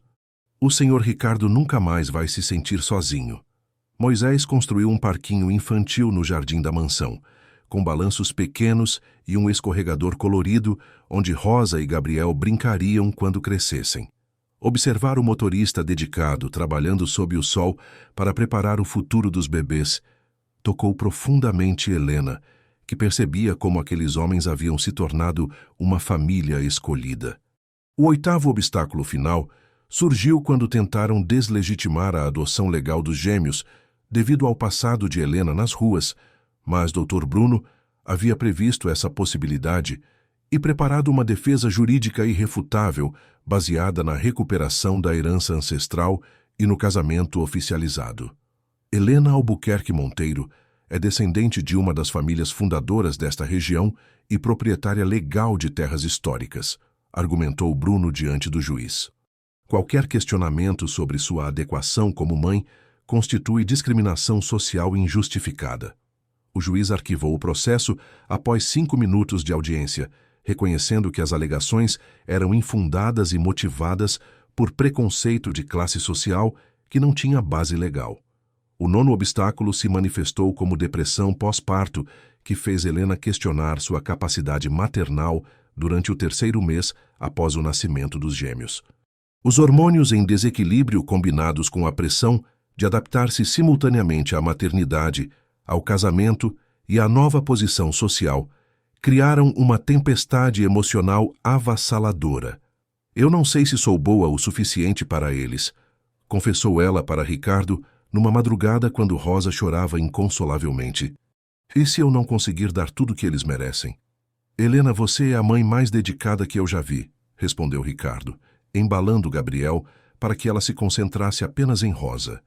Vê como eles se acalmam quando ouvem sua voz? Eles sabem que você os ama incondicionalmente. Dr. Santos recomendou terapia especializada em depressão pós-parto e Helena começou sessões semanais com uma psicóloga em Dourados. O apoio profissional combinado com o amor incondicional da família estendida, que se formara gradualmente, restaurou sua confiança maternal. Não há manuais para ser mãe perfeita, explicou a terapeuta durante uma sessão particularmente difícil. Existe apenas amor, dedicação e disposição para aprender com cada dia. Dona Josefa revelou que também havia enfrentado sentimentos similares após o nascimento de alguns de seus filhos, criando um vínculo ainda mais profundo entre as duas mulheres. É normal se sentir perdida no começo, minha filha. A maternidade não é instinto, é aprendizado diário. Durante o 4º mês dos bebês, Helena finalmente se sentiu preparada para iniciar o projeto social que havia planejado. O 10º obstáculo se materializou como resistência burocrática para legalizar a iniciativa, mas foi vencido através da influência política de Ricardo, combinada com a determinação inabalável de Helena. A transformação de uma ala da Fazenda Santa Rita, no Centro de Acolhimento Flor do Campo, tornou-se um projeto que uniria utilidade social com preservação histórica. A antiga senzala foi convertida em dormitórios dignos. A cozinha colonial foi modernizada, mantendo características originais, e os jardins foram transformados em hortas orgânicas, onde as mulheres acolhidas aprenderiam cultivo sustentável. Quero que este lugar represente renascimento, explicou Helena durante a primeira reunião com arquitetos e assistentes sociais. Mulheres que perderam tudo devem encontrar aqui não apenas abrigo, mas ferramentas para reconstruir suas vidas com dignidade. O centro ofereceria cursos de culinária tradicional brasileira, bordado artesanal, cultivo de hortas orgânicas e alfabetização para adultos. As mulheres acolhidas trabalhariam na produção de alimentos orgânicos e artesanatos que seriam vendidos em feiras regionais, criando independência financeira através do trabalho digno. Cada mulher que passar por aqui vai sair com uma profissão e a autoestima restaurada, planejava Helena, observando os primeiros dormitórios sendo preparados. Não quero apenas dar abrigo temporário, quero oferecer transformação permanente. Ricardo investiu pessoalmente no projeto, mas Helena fez questão de administrar tudo com recursos próprios gerados pela venda de café da Fazenda Santa Rita. Sua independência financeira era fundamental para que o centro não fosse visto como caridade dos ricos, mas como iniciativa social autossustentável. A primeira turma de 10 mulheres chegou ao Centro Flor do Campo numa manhã ensolarada do 8º mês dos gêmeos. Helena as recebeu pessoalmente, compartilhando sua própria história de superação como forma de inspirar esperança em mulheres que haviam perdido tudo. Eu também vivi nas ruas, disse ela durante a primeira reunião no refeitório colonial restaurado. Sei como é se sentir invisível, abandonada, sem esperança. Mas também sei que é possível recomeçar quantas vezes for necessário.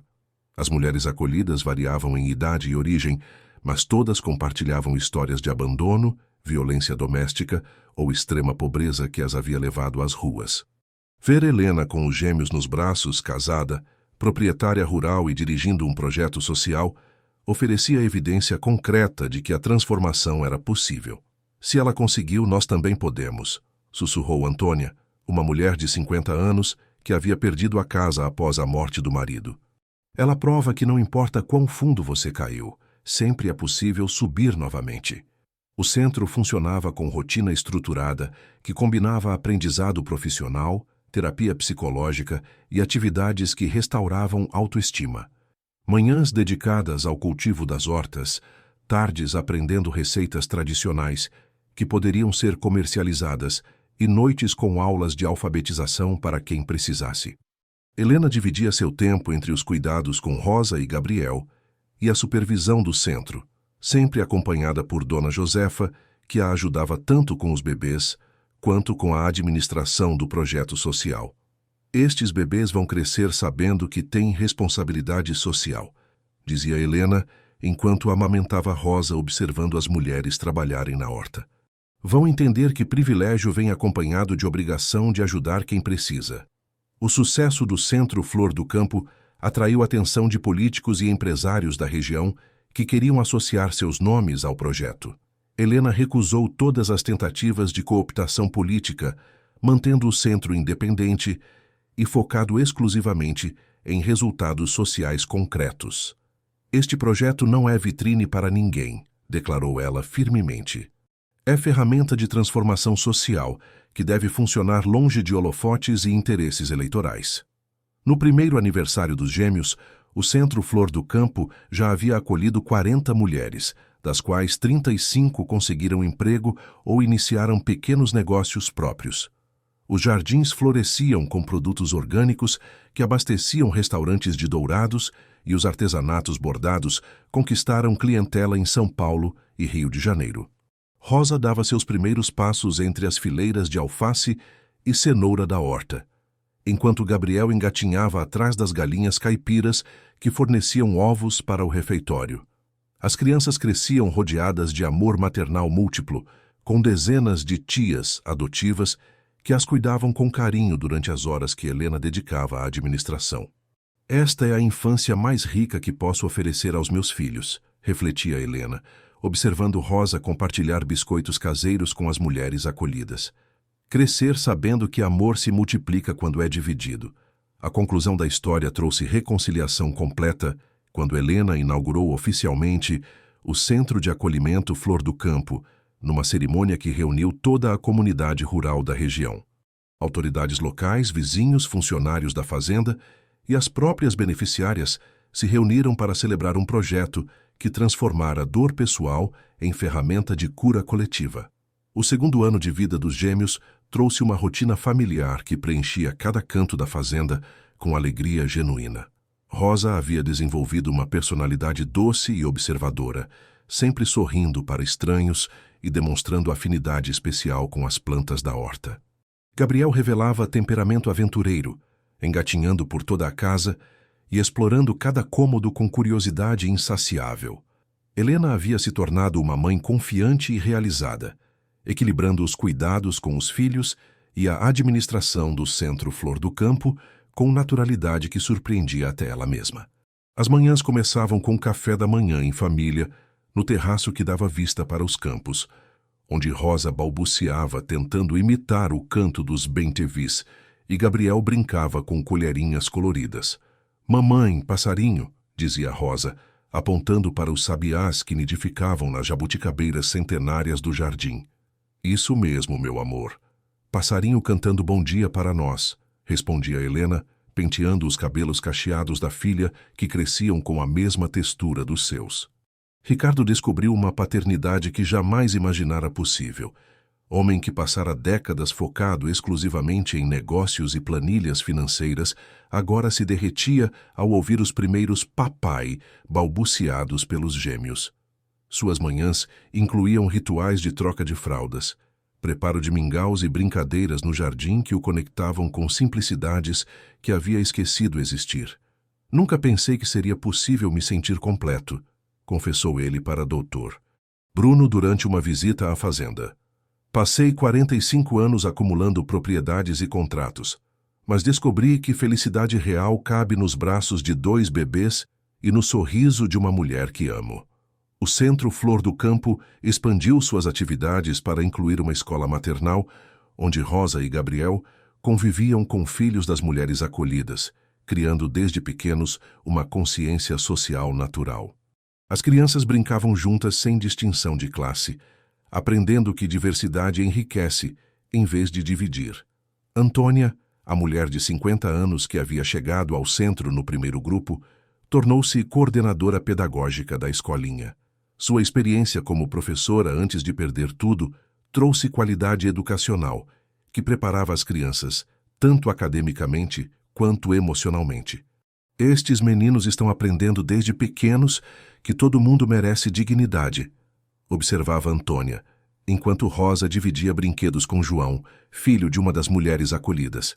Vão crescer com o coração preparado para um mundo mais justo. Helena desenvolveu um programa de apadrinamento que conectava empresários da região com mulheres do centro, criando mentoria profissional que acelerava a reintegração social. Sua própria história de transformação servia como exemplo poderoso para convencer relutantes sobre o potencial de pessoas que a sociedade havia descartado. Cada mulher aqui tem talentos únicos que só precisam de oportunidade para florescer, explicava ela durante uma apresentação para potenciais padrinhos. Investir nelas não é caridade, é justiça social que beneficia toda a comunidade. Os produtos orgânicos da horta do centro ganharam certificação oficial e começaram a abastecer redes de supermercados em 3 estados. Os bordados artesanais conquistaram lojas de decoração em São Paulo, e as compotas caseiras se tornaram especialidade procurada por restaurantes de alta gastronomia. Vocês transformaram trauma pessoal em ferramenta de transformação coletiva, comentou o prefeito de Dourados durante uma visita oficial. Este centro deveria servir como modelo para políticas públicas em todo o país. Helena rejeitou convites para transformar o projeto em franquia ou expandir rapidamente para outras cidades. Preferia manter foco na qualidade do atendimento e na sustentabilidade financeira, que garantiria funcionamento independente por décadas. Prefiro fazer bem feito numa escala menor do que crescer desordenadamente e perder a essência, explicava ela. Cada mulher que passa aqui merece atenção individual, não pode ser número em estatística. O 3º aniversário dos Gêmeos foi celebrado no centro com festa junina, que reuniu beneficiárias, funcionários, vizinhos e autoridades locais. Rosa e Gabriel corriam entre as barracas de jogos tradicionais, comendo milho assado e paçoca caseira, preparada pelas mulheres acolhidas. "Papai quadrilha!" gritava Gabriel, puxando Ricardo pela mão em direção ao terreiro, onde se formava a dança tradicional. "Mamãe, flor!" dizia Rosa, oferecendo margaridas colhidas no jardim para Helena usar no cabelo durante a festividade. A festa simbolizava como vida havia se tornado celebração constante de pequenas alegrias cotidianas. Ricardo dançava quadrilha segurando os gêmeos. Helena coordenava a distribuição de quitutes tradicionais, e dezenas de mulheres que chegaram ali quebradas agora sorriam com autoestima restaurada. "Esta é a família que sempre sonhei", murmurou Helena para Ricardo, enquanto observavam Rosa e Gabriel brincando com outras crianças ao redor da fogueira. "Não apenas nós 4, mas esta comunidade inteira que se formou." Dona Josefa, agora com 65 anos, assumiu oficialmente o título de avó dos gêmeos e supervisora geral do centro. Sua sabedoria maternal e experiência em gestão doméstica tornaram-se fundamentais para o funcionamento harmonioso de um projeto que atendia simultaneamente necessidades sociais e familiares. "Estes meninos têm 2 mães, uma avó mineira e 40 tias adotivas", brincava ela durante o jantar. "Vão crescer sabendo que família não é só sangue, é escolha e amor." Moisés construiu uma playground expandida que atendia todas as crianças do centro, com escorregadores, balanços, gangorra e casinha de boneca, onde Rosa passava horas brincando de escolinha. Gabriel preferia os balanços altos que o faziam se sentir voando sobre os campos de soja. "Senhor Ricardo, nunca vi você tão feliz", comentou Moisés enquanto empurrava Gabriel no balanço. "É como se tivesse encontrado a pessoa que sempre foi por dentro." O motorista havia se casado com uma das primeiras beneficiárias do centro, uma mulher viúva que chegara ali com 3 filhos pequenos. A cerimônia aconteceu na capela da fazenda, oficiada por Padre Sebastião, criando mais uma família dentro da comunidade estendida que se formara. O quarto aniversário dos gêmeos coincidiu com o terceiro aniversário do Centro Flor do Campo. Celebration dupla, que demonstrava como o crescimento pessoal e impacto social haviam caminhado lado a lado. Mais de 100 mulheres já haviam sido atendidas, com taxa de sucesso de 90% na reintegração social sustentável. Mamãe, por que tem tantas pessoas morando aqui? Perguntou Rosa durante uma caminhada pela propriedade. Porque algumas pessoas precisam de ajuda para recomeçar a vida, igual como o papai me ajudou quando eu precisei, explicou Helena, segurando a mãozinha da filha. E quando crescermos, também vamos ajudar quem precisar. Gabriel, agora falando frases completas, demonstrava interesse especial pelas máquinas agrícolas e pelo funcionamento da horta orgânica. Passava manhãs inteiras observando o plantio de hortaliças e fazendo perguntas que revelavam curiosidade científica precoce. Por que a cenoura nasce debaixo da terra? Perguntava ele ajoelhado entre as fileiras de vegetais. Porque cada plantinha tem seu jeito especial de crescer, igual como cada pessoa tem seu talento único, respondia Helena, ensinando através de metáforas que conectavam natureza com valores humanos. A Fazenda Santa Rita foi completamente restaurada e transformada em centro de produção orgânica certificada que abastecia o programa de alimentação do centro.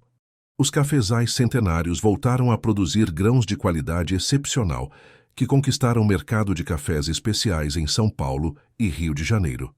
Esta terra carrega memória ancestral que tempera tudo o que produzimos, explicava Helena durante uma visita de compradores internacionais. Cada grão de café conta a história de 5 gerações da minha família. A casa-sede da fazenda ancestral tornou-se local de retiro espiritual, onde Helena passava fins de semana com os gêmeos, conectando-os com raízes familiares através de histórias contadas no mesmo terraço, onde seus bisavós tomavam café, contemplando plantações similares. Vovó-bisavó fazia doce de leite nesta mesma cozinha, contava ela para Rosa e Gabriel, que ouviam fascinados narrativas sobre antepassados que jamais conheceram, mas cujo legado carregavam no sangue. Ricardo havia se transformado completamente de empresário obcecado por lucros em homem que media sucesso, através de sorrisos familiares e impacto social positivo. Ainda administrava seus negócios com competência, mas investia crescente energia em projetos que beneficiavam comunidades rurais da região. Meu pai construiu este império pensando apenas em acumulação, refletia ele durante uma conversa com o Dr. Bruno. Eu quero transformá-lo em ferramenta de justiça social que honre memória da Helena e prepare futuro melhor para nossos filhos. A 5ª festa de aniversário dos gêmeos foi celebrada com a inauguração da Biblioteca Comunitária do Centro Flor do Campo, projeto pessoal de Helena que oferecia alfabetização para adultos e atividades de leitura para crianças da região. Educação é a única herança que ninguém pode roubar, declarou ela durante a cerimônia de abertura. Esta biblioteca vai ensinar mulheres a lerem seus próprios contratos, crianças a sonharem com profissões que nem imaginam e famílias inteiras a se conectarem através de histórias compartilhadas. Rosa e Gabriel, agora com 5 anos, ajudaram a cortar a fita inaugural da biblioteca, simbolizando como nova geração cresceria, valorizando conhecimento e inclusão social. A biblioteca continha 1000 livros doados por editoras e 5 computadores, que ofereciam acesso à internet para mulheres que jamais haviam usado tecnologia. Mamãe, vou ler todos os livros desta biblioteca, prometeu Rosa, folheando um livro de contos infantis ilustrado. Eu quero aprender a usar o computador para pesquisar sobre plantas, declarou Gabriel, já demonstrando interesse científico que combinava a herança paterna por negócios com amor maternal pela natureza. As 2 crianças frequentavam escola particular em Dourados, mas passavam tardes no centro, crescendo com consciência social natural que as preparava para assumir responsabilidades familiares no futuro. Falavam português perfeitamente correto, mas também sabiam cumprimentar em tupi-guarani, língua que Antônia lhes ensinara como conexão com cultura indígena regional. Helena havia se tornado referência nacional em reintegração social feminina, convidada para palestrar em universidades e órgãos governamentais sobre metodologias que combinavam acolhimento emocional com capacitação profissional. Recusava a maioria dos convites para manter foco no trabalho local. Minha missão não é ser celebridade, é transformar vidas uma de cada vez, explicava ela. Cada viagem que faço para dar palestra é tempo que não passo com minhas beneficiárias ou meus filhos. O Centro Flor do Campo havia se tornado modelo replicado por organizações sociais em 12 estados brasileiros, sempre mantendo supervisão de Helena para garantir fidelidade aos princípios originais. Ela insistia que cada unidade respeitasse cultura regional local em vez de copiar fórmulas prontas. Não existe receita universal para acolhimento, ensinava ela durante treinamentos de coordenadores. Cada região tem suas tradições, seus ingredientes, suas histórias. O centro deve respirar cultura local para funcionar autenticamente. A 6ª festa de aniversário dos Gêmeos marcou também expansão do centro para incluir oficina de marcenaria, onde filhos adolescentes das beneficiárias aprendiam profissão que oferecia independência financeira imediata. Gabriel demonstrou fascínio especial pelas ferramentas e técnicas de construção.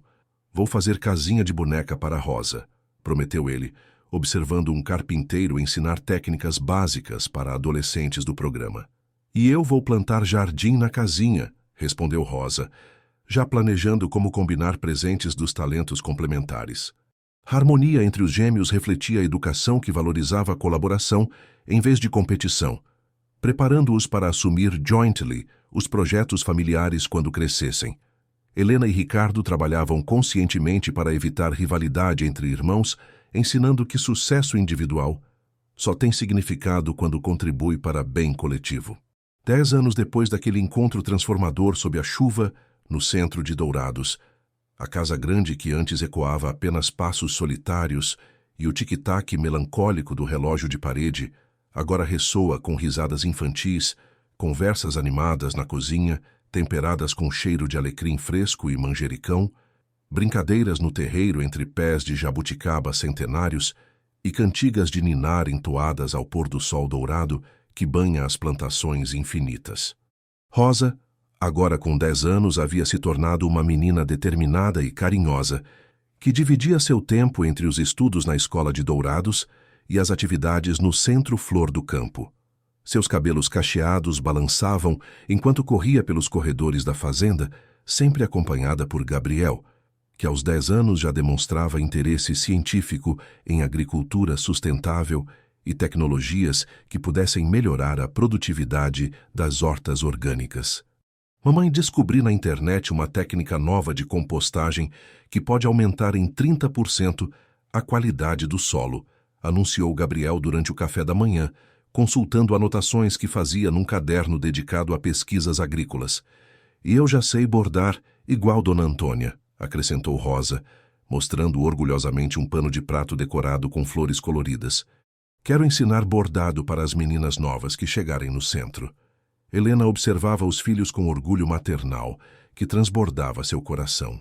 Ver como haviam crescido conscientes de suas responsabilidades sociais, valorizando trabalho e dedicação, honrando tradições familiares, enquanto abraçavam inovações que pudessem beneficiar a comunidade, confirmava que a educação baseada em amor e exemplos estava dando frutos admiráveis. Vovô-bisavô Sebastião ficaria muito feliz sabendo que seus bisnetos carregam o mesmo amor pela terra e pelas pessoas. Ricardo descobriu que verdadeira riqueza se mede não em hectares de soja ou cifras bancárias, mas na capacidade divina de transformar abandono em acolhimento, dor em compaixão e segundas chances em finais abençoados que honram simultaneamente as raízes ancestrais e o futuro construído através do amor incondicional, trabalho conjunto e fé inabalável na redenção. Humana, vocês dois me enchem de orgulho todos os dias, disse ela beijando a testa de cada um. O centro de acolhimento. Flor do Campo havia se tornado referência internacional em reintegração social feminina, recebendo visitas de delegações de 17 países que estudavam metodologias brasileiras de inclusão social baseadas em agricultura orgânica, artesanato tradicional e educação comunitária.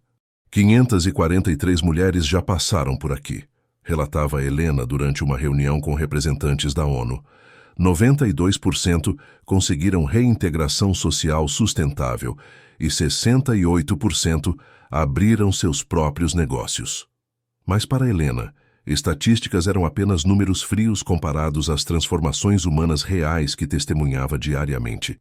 Ver Antônia coordenando a biblioteca comunitária, observar Moisés ensinando marcenaria para jovens em situação de risco, contemplar Dona Josefa transmitindo receitas tradicionais para netas adotivas de todas as idades, essas eram as verdadeiras medidas de sucesso que aqueciam sua alma.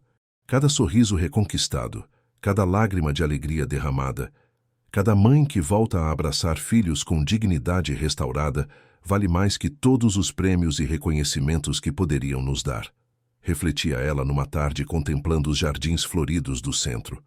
A Fazenda Santa Rita havia se tornado modelo nacional de agricultura familiar orgânica certificada, produzindo café especial que conquistou mercados internacionais através de qualidade superior e história inspiradora que acompanhava cada embalagem vendida. Este café carrega sabor da justiça social, dizia Ricardo durante apresentações para importadores europeus.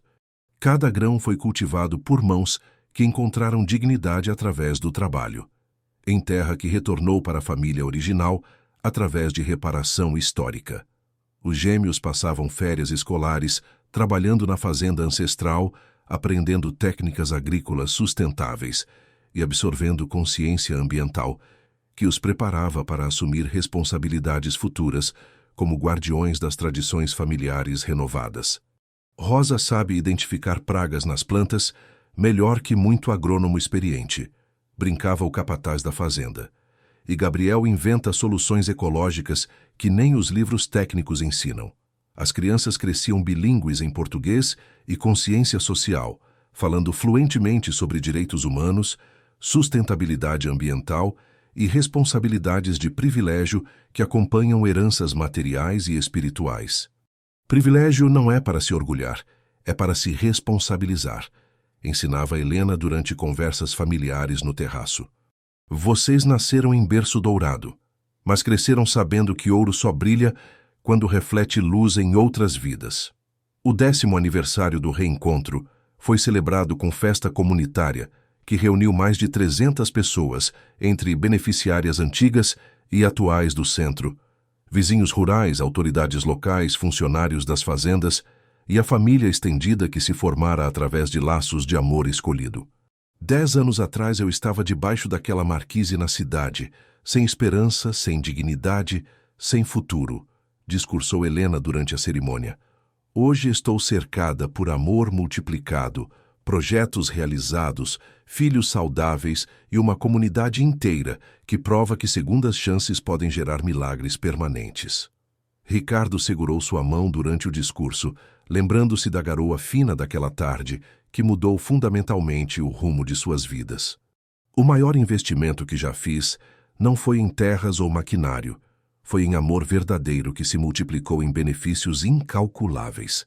Rosa e Gabriel apresentaram uma peça teatral que contava a história da família, através de gerações, desde os bisavós que foram parceiros comerciais, até o reencontro dos pais e a criação do centro.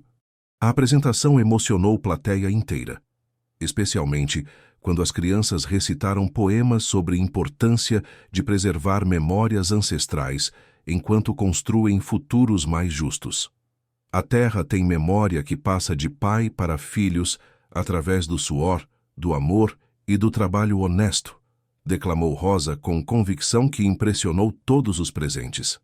E cada semente plantada com carinho vira colheita que alimenta não apenas o corpo, mas também a alma, completou Gabriel, demonstrando maturidade emocional que superava sua idade cronológica.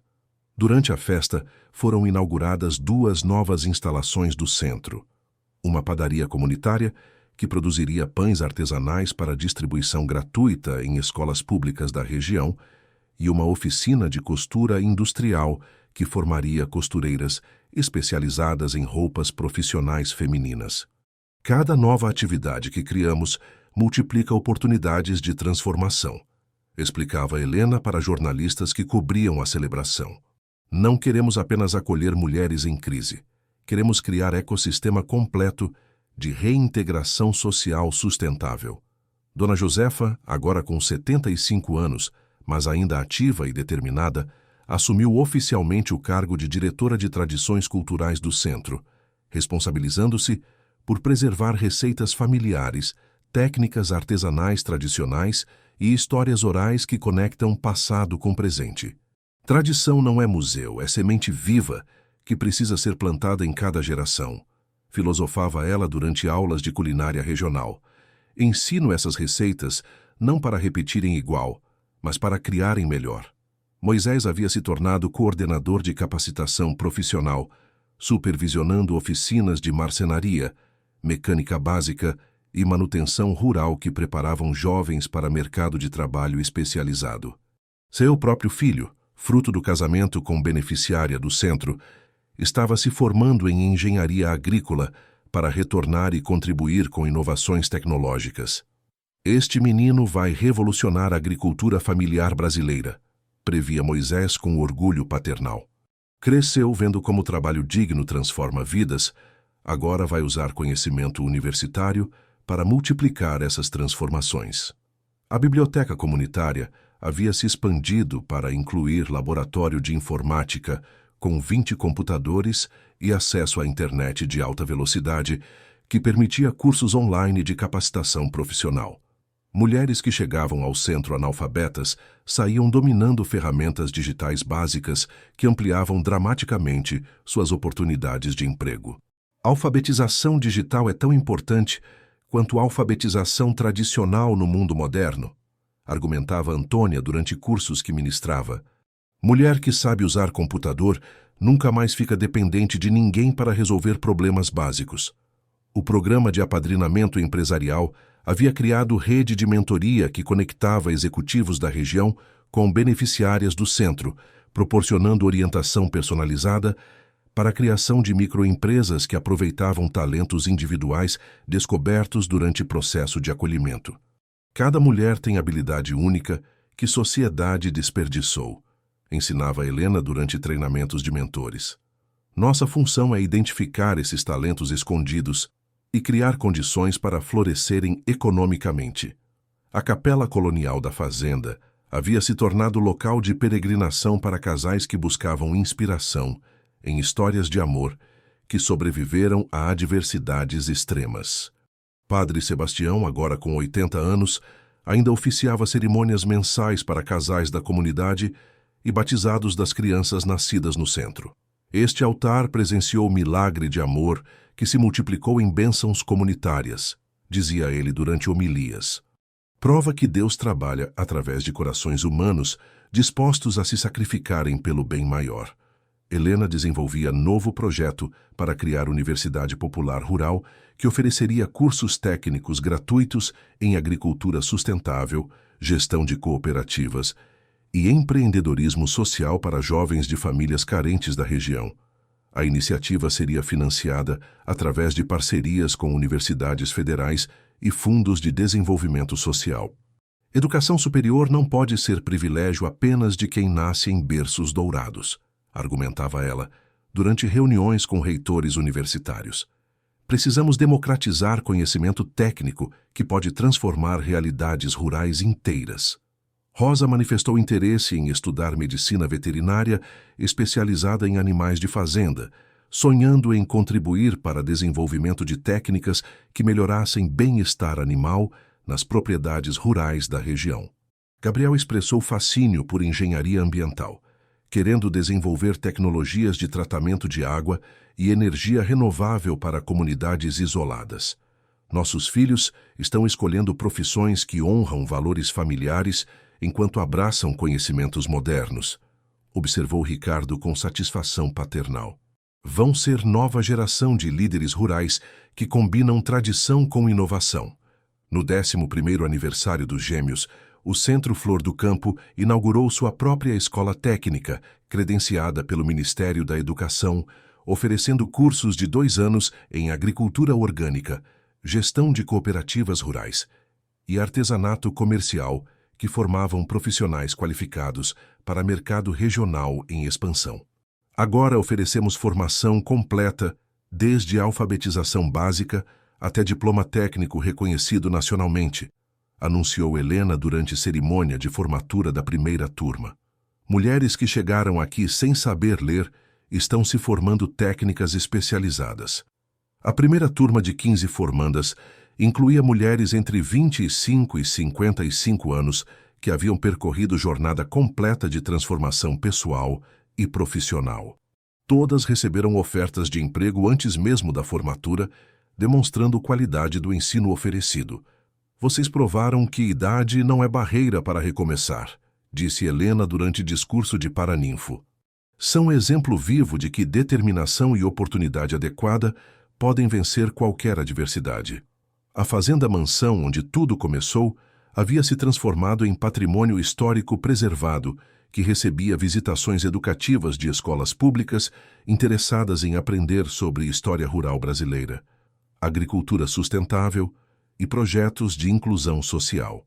Esta casa conta a história de amor, que transcendeu classes sociais e gerou impacto positivo para centenas de famílias, explicava Ricardo durante tours guiados. Queremos que crianças vejam que privilégio acompanha responsabilidade social. Os quartos que hospedavam visitantes ilustres eram decorados com fotografias que documentavam a evolução do centro, artesanatos produzidos pelas beneficiárias e cartas de agradecimento de mulheres que reconstruíram suas vidas através do programa. Cada foto conta história de superação, dizia Helena para delegações internacionais que estudavam metodologias do centro. Não são apenas estatísticas de sucesso, são seres humanos que recuperaram dignidade e esperança. Durante o 12º aniversário do reencontro, Helena e Ricardo renovaram votos matrimoniais na mesma capela onde se casaram, celebrando não apenas amor conjugal duradouro, mas também compromisso social que havia transformado uma região inteira. 12 anos atrás prometemos nos amar na alegria e na tristeza, disse Ricardo durante a cerimônia. Hoje renovamos essa promessa, estendendo-a para incluir amor pela comunidade que se tornou nossa família expandida.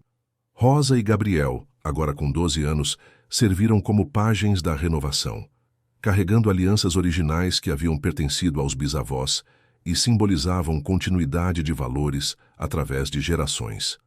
Estas alianças viajaram através de décadas, esperando o momento certo para unir corações destinados a se encontrarem, refletiu o padre Sebastião durante bênção. Hoje celebram não apenas casamento, mas missão social que honra a memória ancestral. A festa da renovação durou 3 dias, incluindo feira de produtos orgânicos, exposição de artesanatos, apresentações culturais das beneficiárias e seminário sobre agricultura familiar sustentável que atraiu participantes de toda a América Latina. Este evento representa a síntese perfeita entre celebração pessoal e impacto social, comentou o representante da FAO que participou do seminário. Demonstra como projetos familiares podem gerar benefícios coletivos duradouros. Helena havia se tornado palestrante internacional reconhecida, mas limitava viagens para manter foco na administração direta do centro e nos cuidados com filhos adolescentes que precisavam de presença maternal constante. Minha missão principal continua sendo aqui, nesta terra com esta comunidade, reafirmava ela durante entrevistas. Sucesso que se mede por reconhecimento externo pode distrair do trabalho real que precisa ser feito diariamente. O Centro Flor do Campo havia inspirado criação de rede nacional com 42 unidades em 18 estados brasileiros, todas mantendo filosofia original de combinar acolhimento emocional com capacitação profissional através de atividades rurais tradicionais modernizadas. Nosso modelo funciona porque respeita a cultura local enquanto oferece ferramentas universais de transformação, explicava Helena durante Congresso Nacional de Assistência Social. Cada centro adapta a metodologia à realidade regional, mas mantém essência, amor, trabalho, educação e esperança. No 13º aniversário dos Gêmeos, foi inaugurado o memorial que homenageava todas as mulheres que haviam passado pelo centro, incluindo o jardim com plantas nativas, dedicadas àquelas que não conseguiram completar processo de reintegração social. Nem todas as sementes que plantamos germinam, mas cada tentativa honra a dignidade humana, disse Helena durante cerimônia de inauguração. Este memorial lembra que cada vida tem valor, independentemente de resultados externos. Rosa e Gabriel plantaram mudas de ipê amarelo que cresceriam durante décadas, simbolizando continuidade de missão social que assumiriam quando adultos. As árvores floresceriam cada ano, lembrando futuras gerações sobre a importância de perseverança em projetos de transformação social. Quando tivermos idade da mamãe e do papai, estas árvores estarão enormes e o centro terá ajudado milhares de pessoas, prometeu Rosa durante plantio.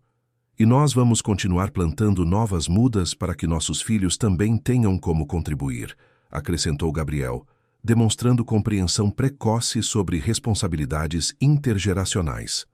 A conclusão natural da história chegou quando Helena completou 48 anos, mesma idade que Ricardo tinha quando a encontrou naquela tarde chuvosa. A simetria temporal fechava círculo perfeito de transformações que haviam beneficiado não apenas suas vidas pessoais, mas centenas de famílias da região. A casa grande, que antes ecoava apenas com sua solidão, agora ressoa com risadas infantis dos gêmeos, conversas animadas na cozinha temperadas com cheiro de alecrim fresco e manjericão cultivados pelas beneficiárias do centro, brincadeiras no terreiro entre pés de jabuticaba centenários, onde Rosa e Gabriel cresceram conectados com natureza, e cantigas de ninar entoadas ao pôr do sol dourado que banha as plantações infinitas, herdadas e conquistadas através de gerações de trabalho honesto. Ricardo descobriu que verdadeira riqueza se mede não em hectares de soja ou cifras bancárias, mas na capacidade divina de transformar abandono em acolhimento, dor em compaixão e segundas chances em finais abençoados que honram simultaneamente as raízes ancestrais e o futuro que construíram através do amor incondicional, trabalho conjunto e fé inabalável na redenção humana. Sentados no terraço da fazenda numa tarde dourada, observando Rosa ensinar bordado para crianças do centro, enquanto Gabriel explicava técnicas de compostagem para adolescentes interessados em agricultura, Helena e Ricardo sabiam que haviam encontrado o verdadeiro significado de uma vida plena. Amor que se multiplica quando é dividido, riqueza que cresce quando é compartilhada, e felicidade que se completa quando beneficia toda uma comunidade. Queridos ouvintes, esperamos que a história de Ricardo e Helena tenha tocado seus corações tão profundamente quanto tocou o nosso. Esta narrativa sobre segundas chances, amor verdadeiro e transformação social nos lembra que nunca é tarde para recomeçar e que pequenos gestos de bondade podem gerar impactos extraordinários. Para continuar esta jornada emocional conosco, preparamos uma playlist especial com histórias igualmente cativantes que exploram a complexidade do amor e da redenção humana. Se esta história despertou emoções em vocês, não esqueçam de se inscrever em nosso canal e dar like neste vídeo. Todos os dias, trazemos narrativas únicas que celebram a capacidade humana de superar adversidades e encontrar felicidade através do amor e da solidariedade. Deixem nos comentários de que cidade vocês estão ouvindo esta história. Adoramos saber até onde nossas narrativas chegam e como tocam corações ao redor do Brasil. Até nossa próxima história.